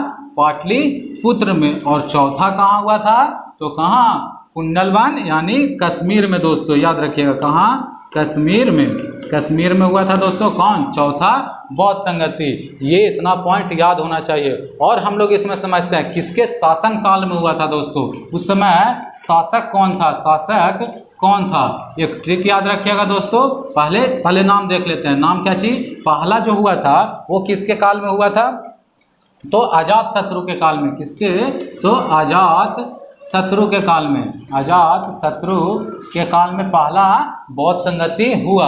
दूसरा याद रखिएगा काला शोक के समय में। क्या चीज? काला शोक के काल में दूसरा बौद्ध संगति हुआ। तीसरा किसके काल में हुआ? तो अशोक के समय में। और चौथा जो पूछ रहा था क्वेश्चन, कनिष्क के काल में। क्वेश्चन यही पूछ रहा, क्या चीज पूछ रहा? चतुर्थ बौद्ध संगति जो कश्मीर में हुआ था। कहाँ हुआ था? अभी हम बताएं भी कहाँ हुआ, आयोजित हुआ। चौथा तो कहाँ? कश्मीर में जो आयोजित हुआ। उस समय जो शासक था वो कौन था? तो कनिष्क था। इसका सही आंसर कौन सा हो जाएगा? तो कनिष्क हो जाएगा दोस्तों। और इसमें हम लोग समझते हैं जो चारों बौद्ध संगति हो गया। अब इसमें हम लोग समझते हैं कि चारों बौद्ध संगति में कौन कौन अध्यक्ष थे दोस्तों, कि अध्यक्ष के पद पर कौन कौन किन्हें नियुक्त किया गया था।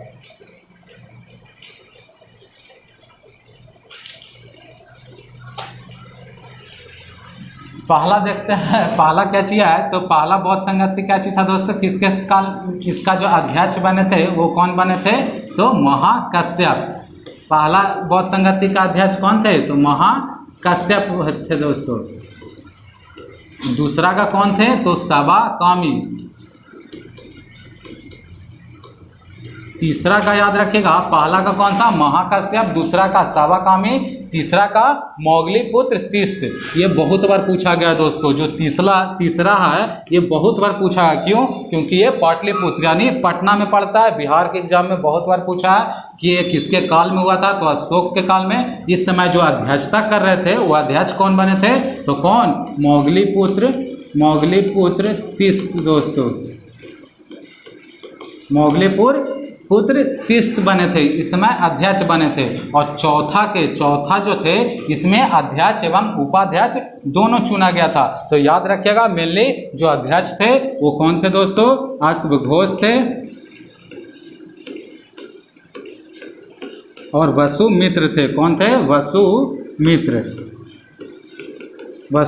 ये चारों बौद्ध संगति है दोस्तों, इससे क्वेश्चन बनेगा लगभग कोई ना कोई शिफ्ट में। याद रखिएगा चारों बौद्ध संगति का कार्यकाल जो कब कब हुआ है, स्थान कहाँ हुआ है, शासक कौन कौन थे, और उस समय जो अध्यक्षता किए थे दोस्तों, जो अध्यक्ष कौन थे, तो अध्यक्ष कौन कौन थे, तो महाकश्यप, सवाकामी, मोगलीपुत्र तीस्थ और अश्वघोष और वसुमित्र। याद रखिएगा। अगला क्वेश्चन चलते हैं। अगला क्वेश्चन क्या चाहिए, किस भारतीय दर्शन ने परमाणु सिद्धांत का प्रतिपादन किया था दोस्तों। परमाणु सिद्धांत का प्रतिपादन, जो परमाणु सिद्धांत का प्रतिपादन किया था दोस्तों, वो किसने किया था, तो वैशेषिक दर्शन ने। याद रखिएगा किसने किया था, तो वैशेषिक दर्शन ने परमाणु सिद्धांत का प्रतिपादन किया था।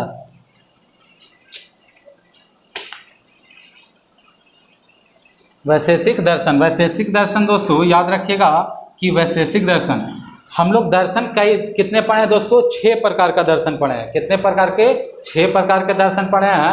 6 प्रकार के दर्शन में याद रखिएगा सांख्य दर्शन, जो सांख्य दर्शन का जो प्रवर्तक थे, प्रवर्तक का नाम लिखवा रहा है दोस्तों, ये बहुत इंपॉर्टेंट है। याद रखिएगा प्रवर्तक का नाम क्या चीज था, जो प्रवर्तक कौन थे सांख्य दर्शन के, तो कौन, कपिल।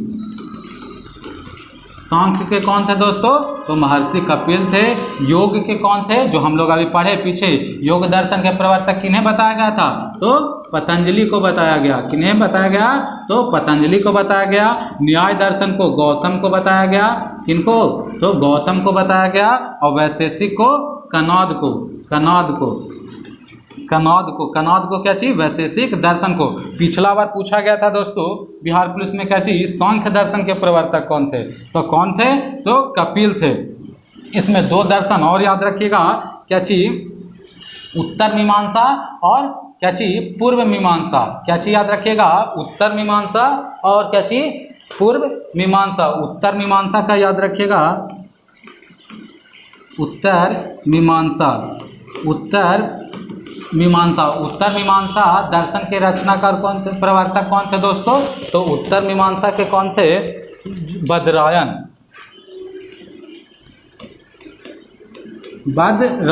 और पूर्व मीमांसा का जामिनी।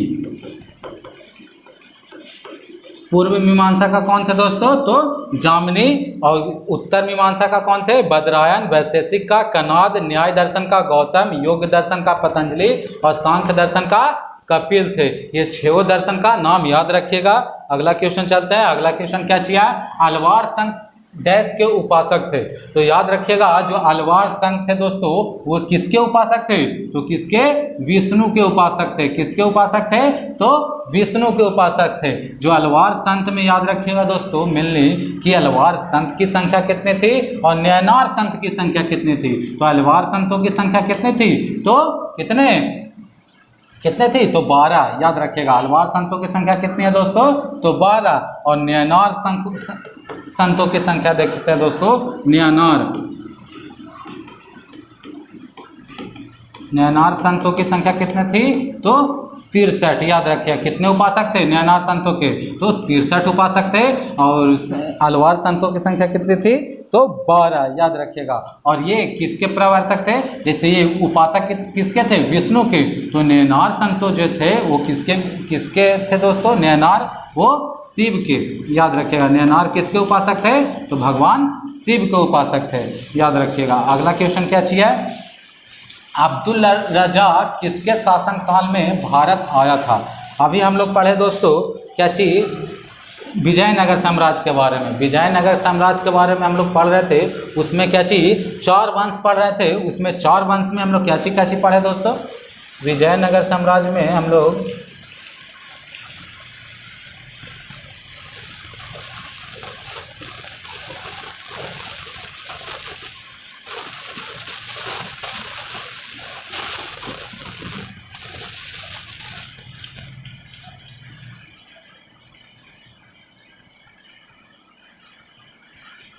फिर से देख लेते हैं। विजयनगर साम्राज्य में हम लोग 4 वंश पढ़े, जिसमें क्या चीज? संगम वंश, दूसरा क्या चीज? सालूब वंश, तीसरा क्या चीज? तुलुव वंश, चौथा क्या चीज? अराविडु वंश। ये 4 वंश थे दोस्तों। ये 4 वंशों में हम लोग क्या चीज पढ़ रहे थे? जो अब्दुल रज़ाक के बारे में हम लोग क्या चीज? इनके बारे में तो पूरा डिस्कस कर लिया। तुलुव वंश का प्रतापी शासक कौन था? कृष्णदेव राय। वो कृष्णदेव राय के समय में कौन कौन आए थे जो विदेशी यात्री? 2 का नाम लिखाए हैं। क्या चीज? डोमिंगो पायस और कौन? एक दूसरा क्या चीज था? बारबोसा था और डोमिंगो पायस। ये दोनों के किनके समय में आए थे? तो किनके समय में? तो कृष्णदेव राय के समय में। लेकिन अगर पूछ दे अब्दुल रज़ाक है वो किसके शासनकाल में आए थे? तो किसके शासनकाल में? तो देवराय द्वितीय के काल में, याद रखिएगा। देवराय द्वितीय के काल में कौन आया था दोस्तों? तो कौन आया था? तो अब्दुल रज़ाक आया था। डोमिंगो पायस एवं बारबोसा किसके काल में? तो किसके काल में? कृष्णदेव राय के काल में। हम लोग पढ़े भी दोस्तों किनके काल में? तो कृष्णदेव राय के काल में कौन आए थे? तो डोमिंगो पायस। ये 4 व्यक्ति आए थे दोस्तों। डोमिंगो पायस हो गए, बारबोसा हो गए। विजयनगर साम्राज्य के काल में डोमिंगो पायस, बारबोसा और देवराय द्वितीय के काल में कौन आए थे? तो अब्दुल रज़ाक आए थे। और याद रखिएगा एक निकोलस कोंटी, जो निकोलस कोंटी है वो देवराय फर्स्ट के समय में आए थे। कौन? देवराय फर्स्ट के समय में कौन आए थे? निकोलस कोंटी हैं जो किसके काल में आए थे? तो देवराय फर्स्ट के काल में आए थे। देवराय फर्स्ट के काल में निकोलस कोंटी, देवराय द्वितीय के काल में अब्दुल रज़ाक और कृष्णदेव राय के काल में डोमिंगो पायस और कौन? बारबोसा आए थे। चारों का नाम याद रखना। बुद्ध चरित्र की भाषा क्या थी दोस्तों? हम लोग क्या चाहिए? बुद्ध चरित्र का अक्सर क्या चीज पढ़ते हैं कि लेखक कौन है? तो लेखक तो सभी कोई जानते होंगे दोस्तों। कौन है? तो अश्व घोष है। कौन है? अश्व घोष है दोस्तों। बुद्ध चरित्र के लेखक कौन है? तो अश्व घोष। लेकिन जो बुद्ध चरित्र है वो लिखा किस भाषा में गया? तो जो बुद्ध चरित्र है वो लिखा किस भाषा में गया है दोस्तों? तो संस्कृत भाषा में, याद रखिएगा। जो बुद्ध चरित्र लिखा गया किस भाषा में? तो संस्कृत भाषा में। अगला क्वेश्चन क्या चाहिए? अशोक स्तंभ कहाँ स्थित है? जो सारनाथ का जो अशोक स्तंभ है दोस्तों वो कहाँ स्थित है? इसमें सारनाथ तो नहीं लिखा हुआ है, लेकिन उत्तर प्रदेश के सारनाथ में है दोस्तों। सारनाथ का अशोक स्तंभ फेमस है दोस्तों। वो कहाँ है? यूपी में। यही पूछ रहा है कि जो अशोक स्तंभ है वो कहाँ है? तो सारनाथ में। अशोक से हम लोग समझते हैं दोस्तों, अशोक से रिलेटेड समझते हैं। इसे पुराणों में अशोक का नाम क्या कहा गया दोस्तों? जैसे में पुराण जानते होंगे दोस्तों। पुराणों की संख्या कितना? 18। उसमें पुराणों में अशोक का नाम क्या चीज बोला गया? अशोक वर्धन बोला गया। क्या चीज? अशोक वर्धन बोला गया। अशोक वर्धन के नाम से किन्हें जाना गया? तो अशोक को जाना गया। अशोक द्वारा लड़ा गया एक युद्ध जो बहुत प्रभावशाली था दोस्तों। कौन सा युद्ध? कलिंग युद्ध।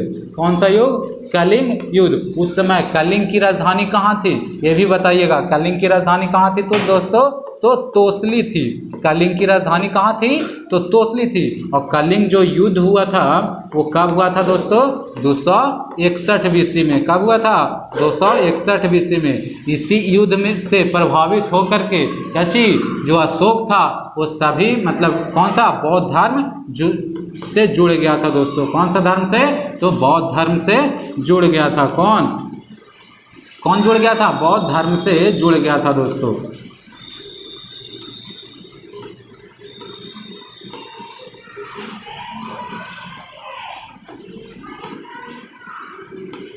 बौद्ध धर्म से जुड़ गया था। कौन जुड़ गया था? तो अशोक जुड़ गए थे। और हम लोग इसके बारे में जान सकते हैं दोस्तों कि बौद्ध अशोक द्वारा ही श्रीनगर की स्थापना, क्वेश्चन अगर पूछे श्रीनगर की स्थापना किसने की थी दोस्तों? श्रीनगर की स्थापना किसने की थी? तो किसने की थी श्रीनगर की स्थापना? तो अशोक द्वारा ही किया गया था। ये याद रखिएगा, श्रीनगर की स्थापना किसने की थी दोस्तों? तो श्रीनगर की स्थापना किसने की? तो अशोक के द्वारा।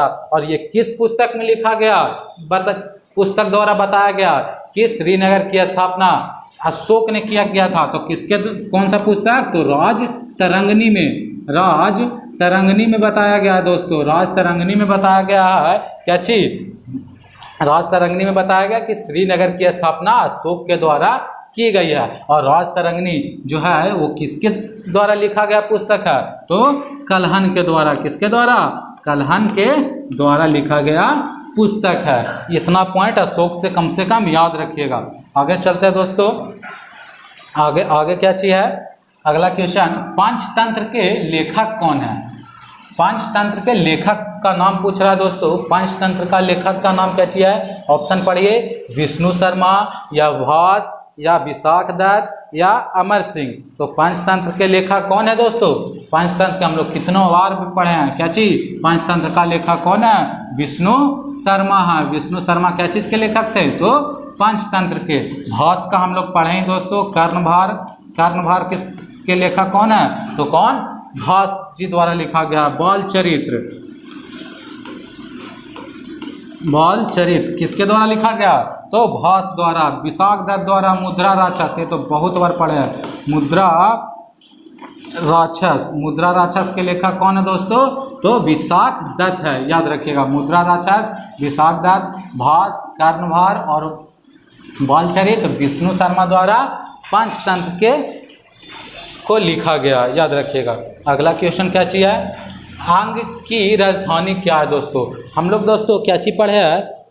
जो बौद्ध धर्म में जो अंगुत्तर निकाय में हम लोग क्या चीज पढ़े दोस्तों? 16 महाजनपद का विवरण मिलता है। 16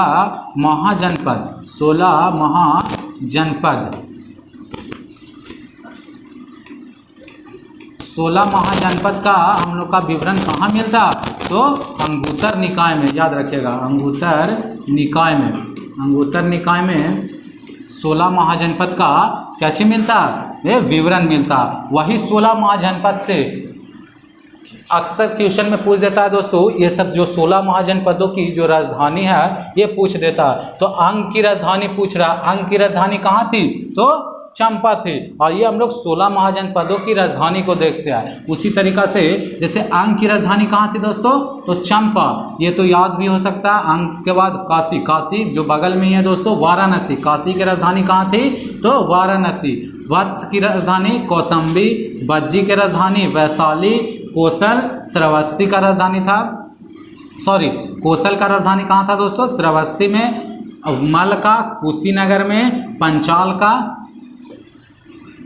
का कहाँ था? तो यही छत्र में। चेदी का शक्तिमती, कुरु का इंद्रप्रस्थ। ये याद रखिएगा दोस्तों। यही इंद्रप्रस्थ जो पहले इंद्रप्रस्थ के नाम से पहले अभी वर्तमान में किसे जाना जाता? इंद्रप्रस्थ का वर्तमान में अभी क्या नाम है? तो दिल्ली दोस्तों। दिल्ली का ही पुराना नाम इंद्रप्रस्थ है। मत्स्य याद रखिएगा। विराटनगर इसकी राजधानी थी। कम्बोज, हाटक इसकी राजधानी थी। सूर्यसेन दोस्तों याद रखिएगा, मथुरा इसकी राजधानी थी। गंधार, तक्षशिला याद रखिएगा। मध्य गंधार का राजधानी कहाँ था? तो तक्षशिला। अस्मक का राजधानी कहाँ था दोस्तों? 2 जगह, पोटली या पोतन भी बोलते हैं इसको, पोटली या पोतन।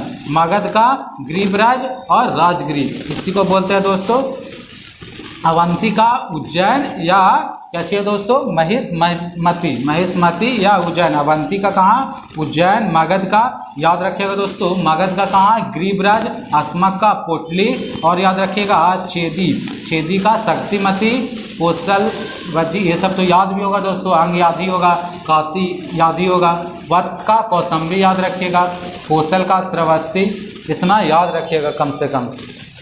ये 16 महाजनपद है दोस्तों, ये 16 महाजनपदों में से एक क्वेश्चन बनेगा जिसमें 16 महाजनपदों की जानकारी कहाँ से मिलती है, तो बौद्ध धर्म के अंगुत्तर निकाय से मिलती है, ये याद रखिएगा। अगला क्वेश्चन क्या चाहिए, सिंधु घाटी सभ्यता में जुते हुए खेत के साथ किस स्थल से मिलता है दोस्तों, किस स्थल से मिलता है। सिंधु घाटी का जो सभ्यता जिस तरीका से हम लोग पढ़ रहे थे दोस्तों कि लोथल जो बंदरगाह है वो कहाँ से मिला दोस्तों, तो कहाँ, जो बंदरगाह का साज कहाँ से मिला, तो लोथल से और सुतकोटदा से। उसी तरीका से काली चूड़िया का प्रमाण कहाँ से मिला, तो कालीबंगा से। मृतकों का टीला कहाँ से मिला, तो मोहनजोदड़ो से। और 37 कब्रिस्तान कहाँ से मिला, तो हड़प्पा से। उसी तरीका से बोल रहा है दोस्तों, सिंधु घाटी सभ्यता में जुते हुए खेत का साक्ष्य किस स्थल से मिलता, तो किस स्थल से मिलता है दोस्तों, सिंधु घाटी सभ्यता का साक्ष्य तो कालीबंगा से मिलता है। कहाँ से, कालीबंगा से मिलता है, कालीबंगा से ही। और क्या चाहिए हम लोग पढ़े दोस्तों, कालीबंगा से काली चूड़ियाँ का प्रमाण, अग्निकुंड का प्रमाण। अग्निकुंड का प्रमाण कहाँ से, तो कालीबंगा से ही मिलता है। जुते हुए खेत जो है का साक्ष्य मिलता है कहाँ से, तो कालीबंगा से ही मिलता है। और जो कालीबंगा है दोस्तों वो याद रखिएगा, इसका नदी याद रखिएगा दोस्तों, ये बार बार इम्पोर्टेंट बन जाता है क्योंकि इसका नदी पूछ देता है बार बार कि कौन सी नदी के किनारे है, तो घंघर नदी याद रखिएगा, घंघर नदी के किनारे स्थित है। जो कालीबंगा ये किस नदी के किनारे स्थित है, तो घंघर नदी के। हड़प्पा दोस्तों याद रखिएगा रावी नदी के किनारे स्थित है। और हड़प्पा का खोज किसने की थी दोस्तों, अभी हम लोग बताए कि हड़प्पा की खोज किसने की थी, तो दयाराम साहनी जी द्वारा खोजा गया था। हड़प्पा की खोज किसके द्वारा की गई थी, तो दयाराम साहनी के द्वारा। और याद रखिएगा रंगपुर की स्थापना किसने की थी दोस्तों, स्थापना नहीं मतलब खोज किसके द्वारा की गई थी, तो रंगनाथ राव के द्वारा। रंगनाथ राव के द्वारा, ये सब नाम इंपॉर्टेंट हो जाता है दोस्तों, याद रखिएगा। किसकी खोज, रंगपुर की खोज किसके द्वारा की गई थी, तो रंगनाथ राव के द्वारा। राखी गढ़ी से हम लोग क्या पढ़ें, भारत स्थित सबसे बड़ा सिंधु सभ्यता स्थल है, याद रखिएगा। भारत का अगर पूछे, भारत का सबसे बड़ा सिंधु घाटी सभ्यता स्थल, हड़प्पा स्थल कौन सा हो जाएगा, सबसे बड़ा स्थल हो जाएगा। भारत का सबसे बड़ा स्थल हो जाएगा सिंधु घाटी सभ्यता का। क्या चीज़ का, सिंधु घाटी सभ्यता का, याद रखिएगा। अगला क्वेश्चन चलते हैं। शुंग शासकों की राजधानी कहाँ थी, शुंग शासन की राजधानी पूछ रहा है दोस्तों, तो शुंग शासकों की राजधानी कहाँ थी, तो विदिशा थी। शुंग शासकों की राजधानी कहाँ थी, तो विदिशा थी। कलिंग की राजधानी कहाँ थी दोस्तों, तो तोसली किसकी राजधानी थी, तो कलिंग का। वैशाली याद रख सकते हैं दोस्तों, लिच्छवी की राजधानी भी कहाँ थी, तो वैशाली में ही, याद रखिएगा। लिच्छवी की चाहे बज्जी के राजधानी कहाँ थे, तो वैशाली, याद रखिएगा। थानेश्वर दोस्तों याद रखिएगा पुष्पभूति वंश का राजधानी था। कहाँ का, पुष्पभूति वंश का राजधानी था दोस्तों, कहाँ, तो थानेश्वर। और विदिशा किसका था, तो शुंग शासकों की राजधानी थी दोस्तों, कहाँ, तो विदिशा। ये क्वेश्चन पूछा गया, याद रखिएगा। क्या चीज, विदिशा किसका राजधानी था, तो शुंग शासकों की राजधानी थी, याद रखिएगा।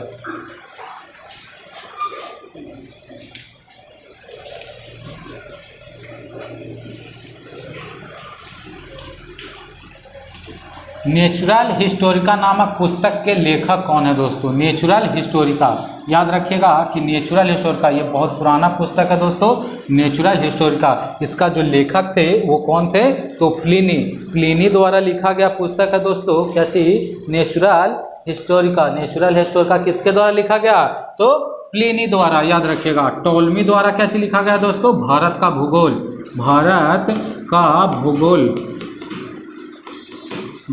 भूगोल किसके द्वारा लिखा गया, तो टॉलमी के द्वारा, मेगास्थनीज द्वारा तो पता ही होगा। कची इंडिका, इंडिका पुस्तक के लेखक कौन थे? तो मेगास्थनीज। स्ट्रैबो दोस्तों, जो स्ट्रैबो थे, स्ट्रैबो को छोड़िए, क्या चीज प्लिनी याद रखिएगा।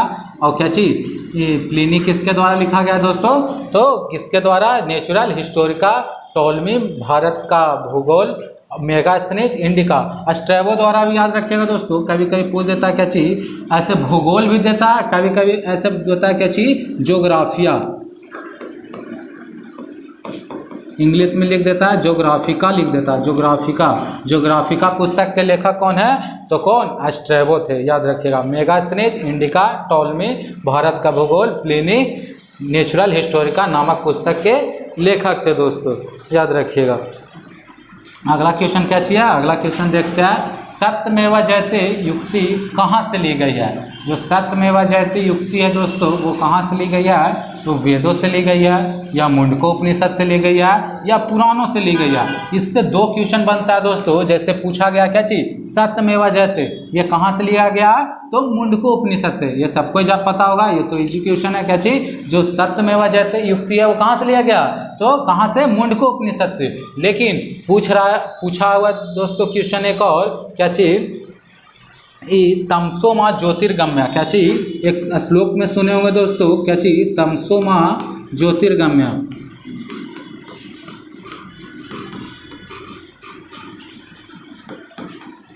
तमसो माँ ज्योतिर्गम्य, ये जो है ये कहाँ से लिया गया दोस्तों? ये कहाँ से लिया गया? ये कहाँ? सत्यमेव जयते तो किस उपनिषद से? मुंडको उपनिषद से।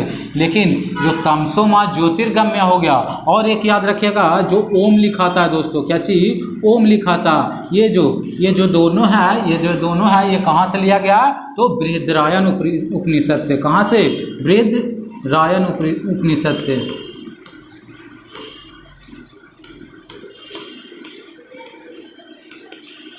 बृहदरायण उपनिषद से लिया गया है तमसो माँ ज्योतिर्गम्य और एक ओम, ये दोनों। और सत्यमेव जयते कहाँ से? मुंडको उपनिषद से लिया गया। अगला क्वेश्चन चलते हैं। अगला क्वेश्चन क्या चाहिए?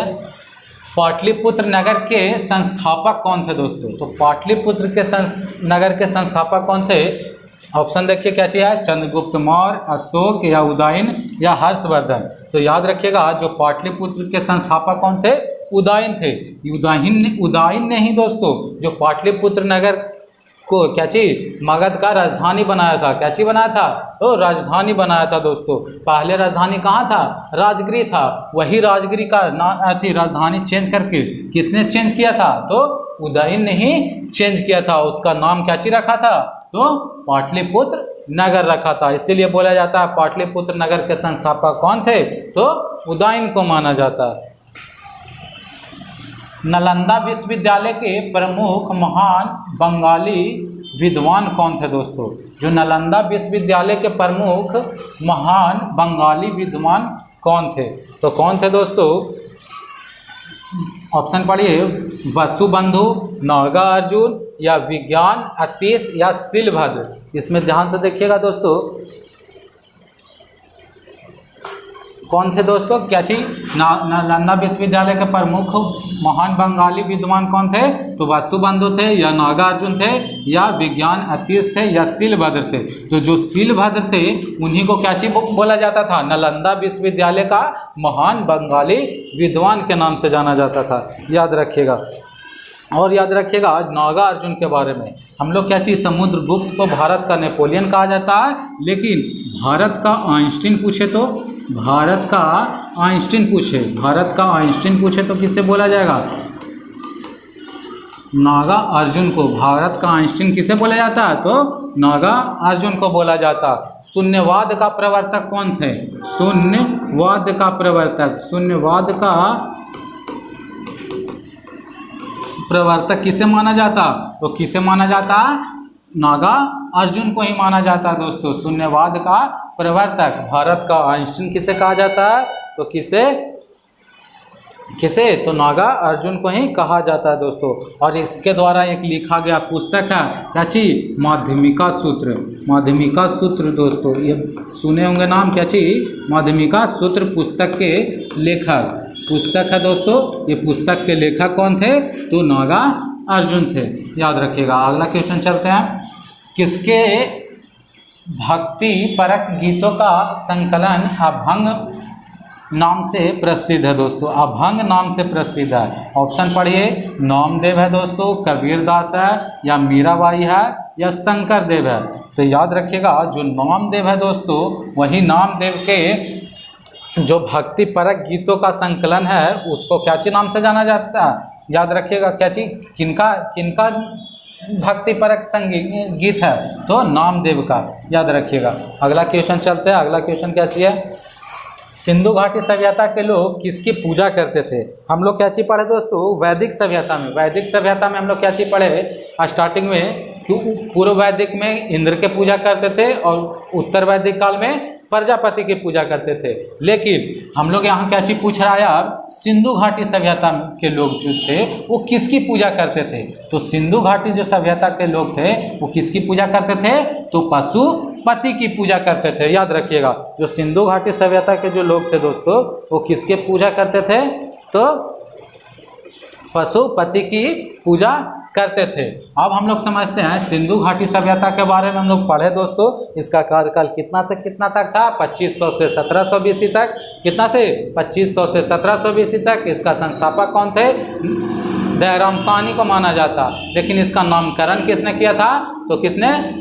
जॉन मार्शल को। जॉन मार्शल ने इनका नामकरण किया था। किसका? तो हड़प्पा सभ्यता या सिंधु घाटी सभ्यता का। और इसका जो नामकरण किया गया था वो कब किया गया था? हम लोग पढ़े दोस्तों क्या चीज? 1820 में। हम लोग पीछे पढ़ चुके हैं। और हम लोग क्या चीज इसके बारे में जाने? इसका चारों पॉइंट के बारे में जानो। उत्तरी पॉइंट, दक्षिणी पॉइंट, पूर्वी पॉइंट और उत्तरी पॉइंट और दक्षिणी पॉइंट और पश्चिमी पॉइंट, चारों पॉइंट के बारे में भी हम लोग जान लिए दोस्तों, जिसमें रिवीजन करते हैं। पहला पॉइंट थी उत्तरी पॉइंट क्या चीज था? तो माद्रा जो चिनाब नदी के किनारे था। आलमगीरपुर हिंडन नदी के किनारे था जो सबसे उत्तरी पॉइंट था। और दासक नदी के किनारे दोस्तों कौन था? सुतकोटदा।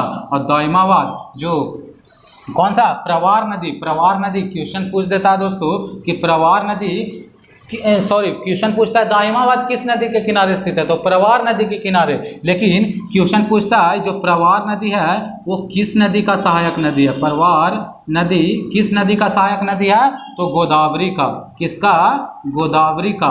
और यही गोदावरी के नदी के सहायक नदी रहने के कारण ही कभी कभी ऑप्शन में अगर पूछता है कि जो दाइमाबाद है, जो दाइमाबाद है दोस्तों, दाइमाबाद है वो किस नदी के किनारे स्थित है? तो प्रवार नदी ऑप्शन में ना दे करके कभी कभी गोदावरी रहता, तो उसमें ऑप्शन देख करके मारिएगा। अगर प्रवार रहे तो प्रवार टिक कीजिएगा, अगर प्रवार ना रहे तो गोदावरी टिक कीजिएगा, याद रखिएगा। अगला क्वेश्चन चलते हैं। अगला क्वेश्चन क्या चाहिए?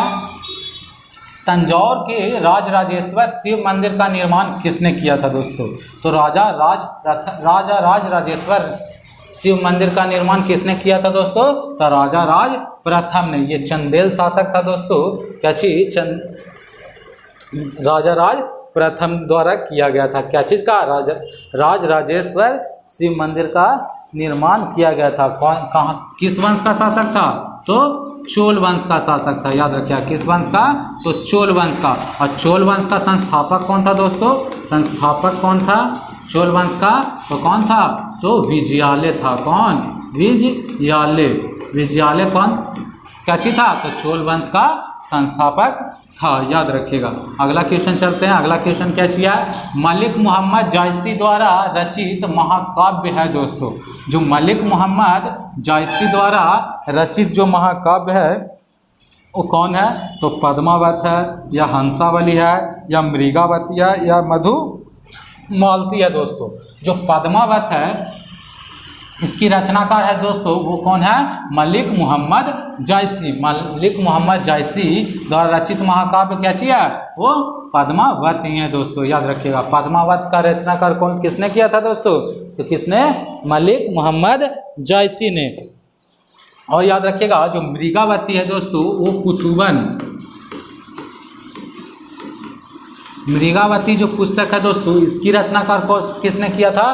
तो कुतुबन ने। कुतुबन एक क्या चीज थे दोस्तों, एक लेखक थे। यही लेखक के द्वारा मृगावती की रचना की गई थी। याद रखिएगा, मृगावती फेमस है दोस्तों। मृगावती का लेखक कौन थे, तो कुतुबन थे। पद्मावती का मलिक मोहम्मद जायसी थे। याद रखिएगा। अगला क्वेश्चन चलते हैं। अगला क्वेश्चन क्या बोल रहा है कि बिंबिसार का प्रसिद्ध राजवैद्य जीवक डैश का निवासी था। जो बिंबिसार का जो प्रसिद्ध राजवैद्य था दोस्तों, वो कहाँ का निवासी था, तो राजगीर का रहने वाला था। याद रखिएगा, यही बिंबिसार जिसने क्या चीज दोस्तों, हर्यक वंश की स्थापना की थी। किसकी, तो हर्यक वंश का संस्थापक किसे माना जाता, तो बिंबिसार को कहा जाता। और यही हर्यक वंश के संस्थापक कौन, बिंबिसार के दरबार में एक राजवैद्य रहता था दोस्तों। कौन, वो कौन था राजवैद्य, जीवक।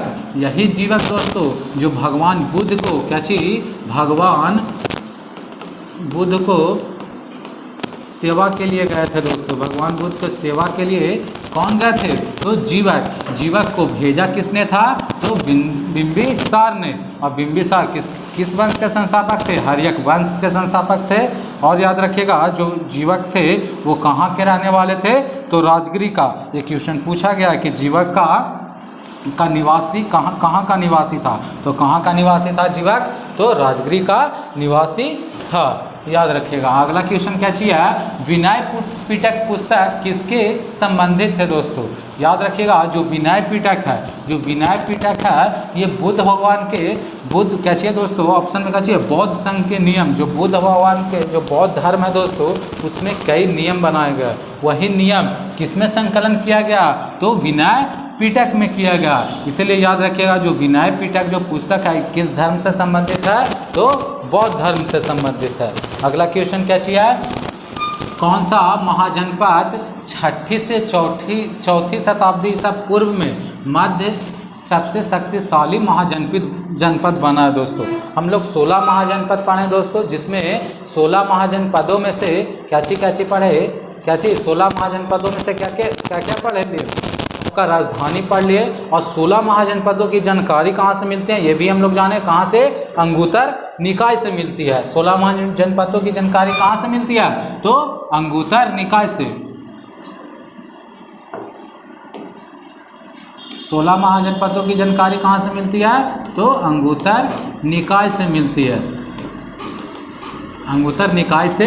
और वही जो 16 महाजनपद थे उसमें सबसे शक्तिशाली महाजनपद कौन था दोस्तों, मगध का महाजनपद था दोस्तों। कौन, मगध महाजनपद। इसमें मगध क्षेत्र दोस्तों ये अभी भी है। मगध क्षेत्र में अभी भी गया नवादा, नालंदा, ये सब जो क्षेत्र आते हैं अभी वर्तमान में बिहार के जिला जो आते हैं, गया, नालंदा हो गया, नवादा हो गया, ये सब क्या चीज में आ जाते हैं, तो मगध क्षेत्र में ही आ जाते हैं। याद रखिएगा, यही मगध क्षेत्र जो छठी शताब्दी में क्या चीज दोस्तों, चौथी शताब्दी ईसा पूर्व में सबसे शक्तिशाली महाजनपद में गिनती आया करता था। याद रखिएगा। और यही मगध जो साम्राज्य था दोस्तों, इसी में कौन, हर्यक वंश आया था। जो हर्यक वंश के संस्थापक अभी हम लोग क्या चीज पढ़ रहे थे, बिंबिसार। और यही इसी समय में यही मगध साम्राज्य के उत्कर्ष के समय ही पहले स्टार्टिंग में राजधानी मगध का कहाँ था, राजगिरी था। वही राजगिरी का राजधानी चेंज करके जो हम लोग पीछे पढ़े भी, जो कहाँ कर दिया गया था, वो पाटलिपुत्र कर दिया गया था दोस्तों। कहाँ कर दिया गया था, तो पाटलिपुत्र कर दिया। किसने किया था दोस्तों, तो उदयन ने। किसने, उदयन ने राजधानी चेंज कर दी थी। याद रखिएगा, पहले राजगिरी की जगह राजगिरी नहीं लिखेगा दोस्तों, चाहे ग्रीवराज लिखेगा। ये भी ऑप्शन में रहेगा, कंफ्यूज नहीं होइएगा। कृष्णदेव राय ने अपनी माता के नाम पर विजयनगर के समीप किस उपनगर की स्थापना। अभी हम लोग विजयनगर साम्राज्य में कृष्णदेव राय के बारे में पढ़े, जिसमें हम लोग क्या चीज बोले थे कि क्या चीज कि उन्होंने विट्ठल स्वामी मंदिर का निर्माण करवाया था और क्या चीज नागलपुर शहर का निर्माण कराया था। तो उसमें नागलपुरम शहर का निर्माण कराया था दोस्तों। वही नागलपुरम शहर था जो अपनी माता के नाम पर विजयनगर के समीप अपनी जो स्थापना करवाया था दोस्तों। कौन करवाए थे, तो कृष्णदेव राय। कृष्णदेव राय कौन सा राजवंश के थे, विजयनगर साम्राज्य के कौन सा वंश के, तो तुलुव वंश के। याद रखिएगा, कहाँ के, तो तुलुव वंश के। इसी के समय में अष्ट दिग्गज रहते थे दोस्तों, ये सब लिखा हुआ क्या चीज, अष्ट दिग्गज रहते थे। मुक्त मल्याद की रचना किसने की, तो कृष्णदेव राय ने ही की दोस्तों। और हम लोग इन्हें क्या चीज के नाम से जाना जाता है, आर्द्र भोज, अभिनव भोज के नाम से जाना जाता है। और इनके बारे में जान सकते हैं, अभी हम लोग पढ़ें जो डोमिंगो पायस और बारबोसा, ये भी कृष्णदेव राय के समय में। जो तालीकोटा का युद्ध होता है दोस्तों 1565 में, उसी को राजसी तगड़ी का भी युद्ध बोलते हैं। जो वो कब हुआ, विजयनगर साम्राज्य और बहमनी साम्राज्य के बीच में हुआ। उसमें विजयनगर साम्राज्य की हार हो गई थी, याद रखिएगा। वो भी कृष्णदेव राय के समय में ही हुआ था। अगला क्वेश्चन देखते हैं दोस्तों। अगला क्वेश्चन क्या चाहिए, किस प्राचीन भारतीय ग्रंथ को आयुर्वेद का विज्ञान कहा जाता है। तो आयुर्वेद का विज्ञान किसे कहा जाता है दोस्तों, अभी भी जो बहुत ऐसे मतलब जो डॉक्टर है दोस्तों, इनका अध्ययन करते हैं किसका, आयुर्वेद का विज्ञान, यानी चरक संहिता को कहा जाता है। जो चरक संहिता जो पुस्तक है, इसका अध्ययन करते हैं किसका, चरक संहिता का। याद रखिएगा, जो चरक संहिता है जो लिखा किसके द्वारा किया गया, तो महर्षि चरक के द्वारा। याद रखिएगा, चरक के द्वारा ही क्या चीज लिखा गया, चरक संहिता लिखा गया। महाभारत दोस्तों किसके द्वारा लिखा गया, महाभारत। याद रखिएगा, महाभारत किसके द्वारा, श्रीमद् भागवत गीता और महाभारत ये किसके द्वारा लिखा गया दोस्तों, तो वेद व्यास के द्वारा लिखा गया। याद रखिएगा, अर्थशास्त्र कौटिल्य के द्वारा लिखा गया पुस्तक है। अगला क्वेश्चन क्या चाहिए है, पल्लव राजवंश की राजधानी कहाँ स्थित है दोस्तों। पल्लव राजवंश की राजधानी, पल्लव राजवंश की राजधानी कहाँ स्थित थी, तो कांचीपुरम में। इससे ज़्यादा इंपॉर्टेंट है दोस्तों, राजधानी तो याद रखना ही है। जो पल्लव राजवंश की संस्थापक कौन थे, तो पल्लव राजवंश के संस्थापक कौन थे दोस्तों, याद रखिएगा कौन थे, गोपाल। और यही गोपाल दोस्तों जिसने क्या चीज़ की स्थापना की थी, जो पल्लव राजवंश की स्थापना की थी किसने, तो गोपाल ने। और यही गोपाल ने क्या चीज, विक्रम विश्वविद्यालय की स्थापना की थी दोस्तों। याद रखिएगा, विक्रमशिला विश्वविद्यालय, विक्रमशिला विश्वविद्यालय।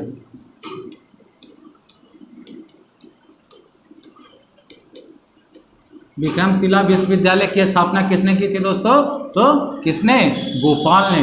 याद रखिएगा, गोपाल ने क्या चीज, विक्रमशिला विश्वविद्यालय की स्थापना किसने की थी, तो धर्मपाल ने।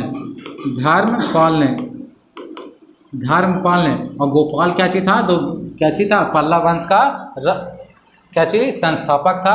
और उसकी राजधानी कहाँ थी, तो कांचीपुरम में। एक बार फिर से बता दे रहा है कि पल्लव वंश का संस्थापक कौन था, गोपाल था। धर्मपाल ने, ये धर्मपाल कौन था, तो जो पल्लव राजवंश का सबसे प्रतापी शासक था। याद रखेगा, प्रतापी शासक, प्रतापी कहने का अर्थ क्या चीज, सबसे महान शासक था कौन, धर्मपाल। और यही धर्मपाल के द्वारा क्या चीज, विक्रमशिला विश्वविद्यालय की स्थापना की गई थी।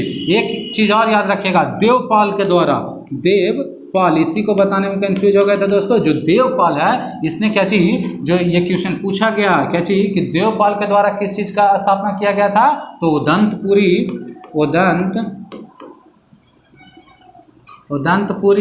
बौद्ध मठ दोस्तों। क्या चीज, उदंतपुरी बौद्ध मठ की स्थापना। उदंतपुरी बौद्ध मठ की स्थापना किसने किया था दोस्तों, स्थापना किसने किया था, स्थापना तो याद रखिएगा किसने, देवपाल ने। इसको इंपॉर्टेंट रखिएगा, क्या चीज, देवपाल ने उदंतपुरी बौद्ध मठ की स्थापना की थी।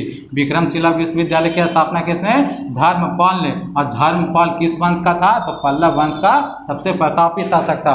और पल्लव वंश का जो संस्थापक कौन थे, तो गोपाल थे। उसकी राजधानी कहाँ थी, तो कांचीपुरम थी। याद रखिएगा। अगला क्वेश्चन क्या चाहिए है, कथा सरित सागर मूल रूप से किस भाषा में लिखा गया दोस्तों।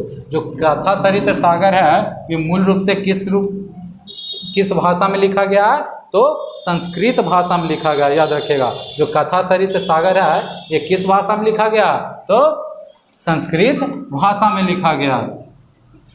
अगला क्वेश्चन क्या चाहिए है, सेल्यूकस प्रथम द्वारा चंद्रगुप्त मौर्य के दरबार में कौन सा दूत भेजा गया था। ये क्वेश्चन बहुत बार पूछा गया दोस्तों।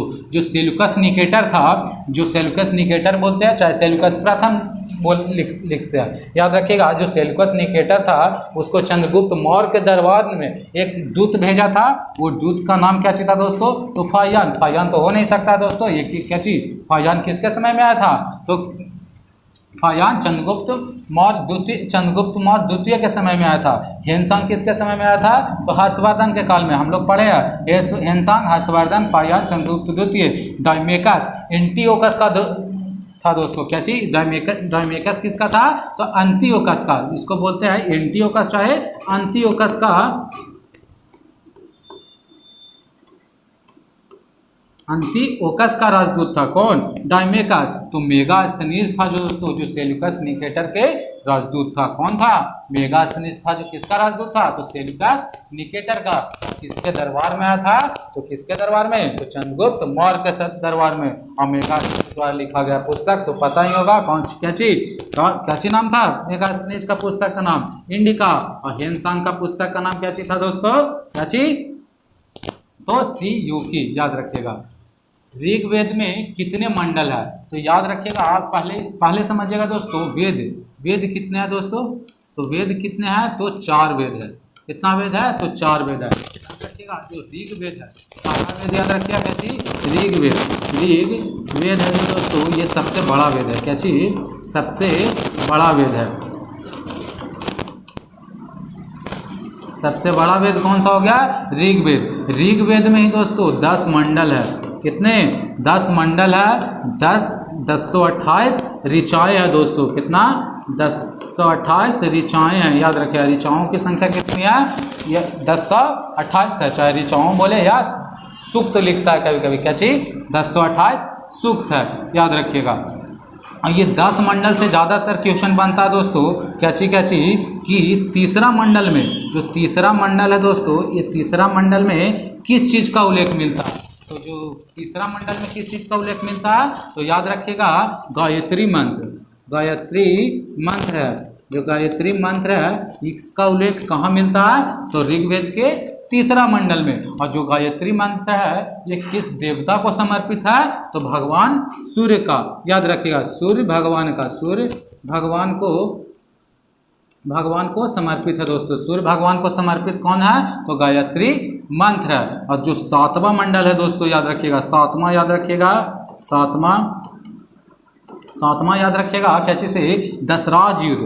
दशराग युद्ध का नाम सुने होंगे। क्या चीज? दशराग युद्ध का। दशराग युद्ध का वर्णन किस मंडल में मिलता है? तो 7वां मंडल में मिलता है। 7वां मंडल में क्या चीज? दशराग युद्ध का वर्णन मिलता है। याद रखिएगा दशराग युद्ध का वर्णन क्या चीज में? तो 7वां मंडल में। 8वां याद रखिएगा कि क्या चीज़ में मिलता है? 8वां में क्या चीज? तो खील की जो है खील ऋचाओं है जो दोस्तों, जो खील का वर्णन मिलता है। ये क्या चीज़ का कहाँ मिलता है? खील का वर्णन। याद रखिएगा जो खील का वर्णन मिलता है वो क्या चीज़ में? 8वां मंडल में। इंपॉर्टेंट है दोस्तों 9वां मंडल। 9वां मंडल ये भी पूछा जाता है बहुत बार कि सोम देवता का उल्लेख, सोम देवता का उल्लेख कहाँ मिलता है दोस्तों? जो सोम देवता है उसका उल्लेख कहाँ मिलता है? तो 10वां मंडल में मिलता है। 9वां मंडल में मिलता है। और 10वां मंडल में क्या चीज? पुरुष सूक्त का नाम सुनोगे। पुरुष सूक्त का जो उल्लेख मिलता है वो कहाँ मिलता है? 10वां मंडल में। 9वां मंडल में सोम देवता का, 8वां का में खील का, 7वां में दशराग युद्ध का, तीसरा में गायत्री मंत्र का। कुल ऋग्वेद में कितने मंडल है? तो 10 मंडल, 1028 सूक्त या 1028 ऋचाएँ, यही बोला जाता है। ऋग्वेद सबसे बड़ा वेद है। 4 वेद में से सबसे बड़ा वेद है। क्वेश्चन क्या चीज पूछ रहा है दोस्तों? ऋग्वेद में कितने मंडल है? तो कितने मंडल हो गए? तो 10 मंडल हो गए। हम लोग तो एक देखे दोस्तों क्या चीज? ऋग्वेद को पढ़ने वाले जो ब्राह्मण होते हैं उन्हें क्या कहा जाता है? ये भी पूछता। जो ऋग्वेद को जो संकलन करता लिख सकते हैं। क्या चीज? संकलन करता, चाहे संकलन करता या पाठ करता भी बोल सकता है दोस्तों। पाठ करता जो पढ़ता उसको क्या चीज बोलते हैं दोस्तों? तो होत्री बोलते हैं। क्या चीज बोलते हैं? होत्री बोलते हैं। याद रखिएगा होत्री बोलते हैं। जो ऋग्वेद को पढ़ने वाले ब्राह्मण को क्या चीज बोलते हैं? होत्री बोला जाता है। पहला वेद याद हो गया दोस्तों ऋग्वेद के बारे में हम लोग जान गए। और याद रखिएगा दूसरा याद रखिएगा सामवेद। क्या चीज? सामवेद। सामवेद से ज़्यादा नहीं याद रखिएगा क्या चीज? कि इसमें क्या चीज़ का वर्णन मिलता है सामवेद में? तो संगीत का वर्णन मिलता है दोस्तों। संगीत का वर्णन मिलता है। और इसको पढ़ने वाले जो ब्राह्मण होते हैं उसे क्या बोलते हैं, उद्गात बोला जाता है। उद्गात याद रखिएगा, कहीं कहीं उद्गात भी लिखता है, चाहे उद्गीत भी लिखता है, कहीं कहीं याद रखिएगा, इसलिए लिखा हुआ वर्ड से समझिएगा। उद्गात किसको बोलते हैं, तो जो साम वेद को पढ़ने वाले ब्राह्मण होते हैं उसे ही उद्गात बोला जाता है। याद रखिएगा क्या चीज़, और पहला हो गया ऋग्वेद, दूसरा हो गया सामवेद, फिर क्या चीज़ यजुर्वेद, और फिर अथर्ववेद। यजुर्वेद याद रखिएगा, यजुर्वेद का संबंध गद एवं पद से दोस्तों, इतना ही याद रखना है। गद एवं पद का संबंध क्या चीज से है, तो यजुर्वेद से है। अथर्ववेद में भी बस नॉर्मली याद रखिएगा, जो अथर्ववेद है, अथर्ववेद का संबंध क्या चीज है दोस्तों, जादू टोना से। जादू टोना से, चाहे जादू टोना लिखे चाहे तंत्र मंत्र लिखे, तंत्र मंत्र का संबंध किससे है, तो अथर्ववेद से है। याद रखिएगा, ये चारों वेद को कंप्लीट कर लीजिएगा। अगला क्वेश्चन चलते हैं। अगला क्वेश्चन क्या चाहिए, श्वेतांबर और दिगंबर डैश समुदाय के दो संप्रदाय है दोस्तों। जो श्वेतांबर है और जो दिगंबर है डैश समुदाय के, तो याद रखिएगा जो जैन धर्म के जो समुदाय थे दोस्तों, वो दो भागों में बट गए थे। कितने भागों में, दो भागों में। एक भाग जो क्या कहलाता था, श्वेतांबर, दूसरा भाग दिगंबर। इसका मेनली याद रखिएगा क्या चीज, श्वेतांबर संप्रदाय के संस्थापक किसे बोला जाता है, संस्थापक याद रखिएगा। श्वेतांबर का संस्थापक कौन थे दोस्तों, तो कौन, स्थूलभद्र को क्या चीज, श्वेतांबर का संस्थापक माना गया। लेकिन दिगंबर का संस्थापक किसे माना गया, तो भद्रबाहु को क्या चीज दिगंबर संप्रदाय के संस्थापक माना गया। ये किस संप्रदाय से थे दोस्तों, तो जैन संप्रदाय से थे। याद रखिएगा।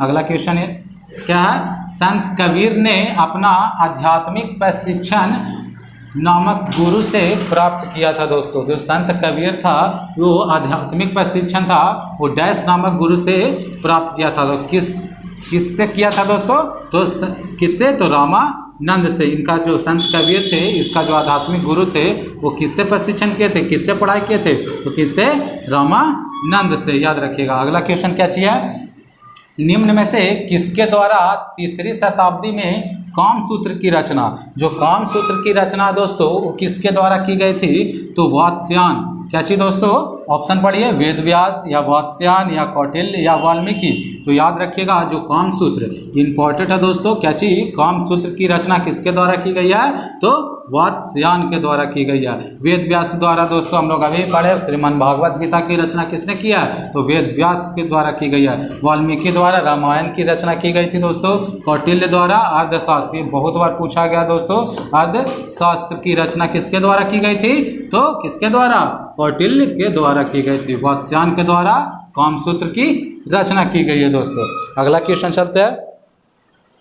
आज का वीडियो यहीं समाप्त होता है, मिलता है नेक्स्ट वीडियो में। आज हम लोग क्या चीज़ का मैराथन देखे हैं, तो प्राचीन भारत का। इसके बाद हम लोग का क्या चीज़ मेन टारगेट है कि प्राचीन भारत के बाद हम लोग आधुनिक भारत को कंप्लीट मध्यकालीन भारत को करें, उसके बाद आधुनिक भारत को हम लोग दो पार्ट में करेंगे, उसको तोड़ करके छोटा छोटा भाग में, क्योंकि आधुनिक भारत से क्वेश्चन बहुत ज़्यादा बनते हैं, इसीलिए आधुनिक भारत को हम लोग पूरा डीपली में अच्छा से एक्सप्लेन करके करेंगे। उसके बाद हम लोग पॉलिटी, ज्योग्राफी, इकोनॉमिक्स और सारे सब्जेक्ट का एक वीडियो मैराथन के रूप में सारा रिवाइज कर लेंगे। मिलता है नेक्स्ट वीडियो में। जय हिंद।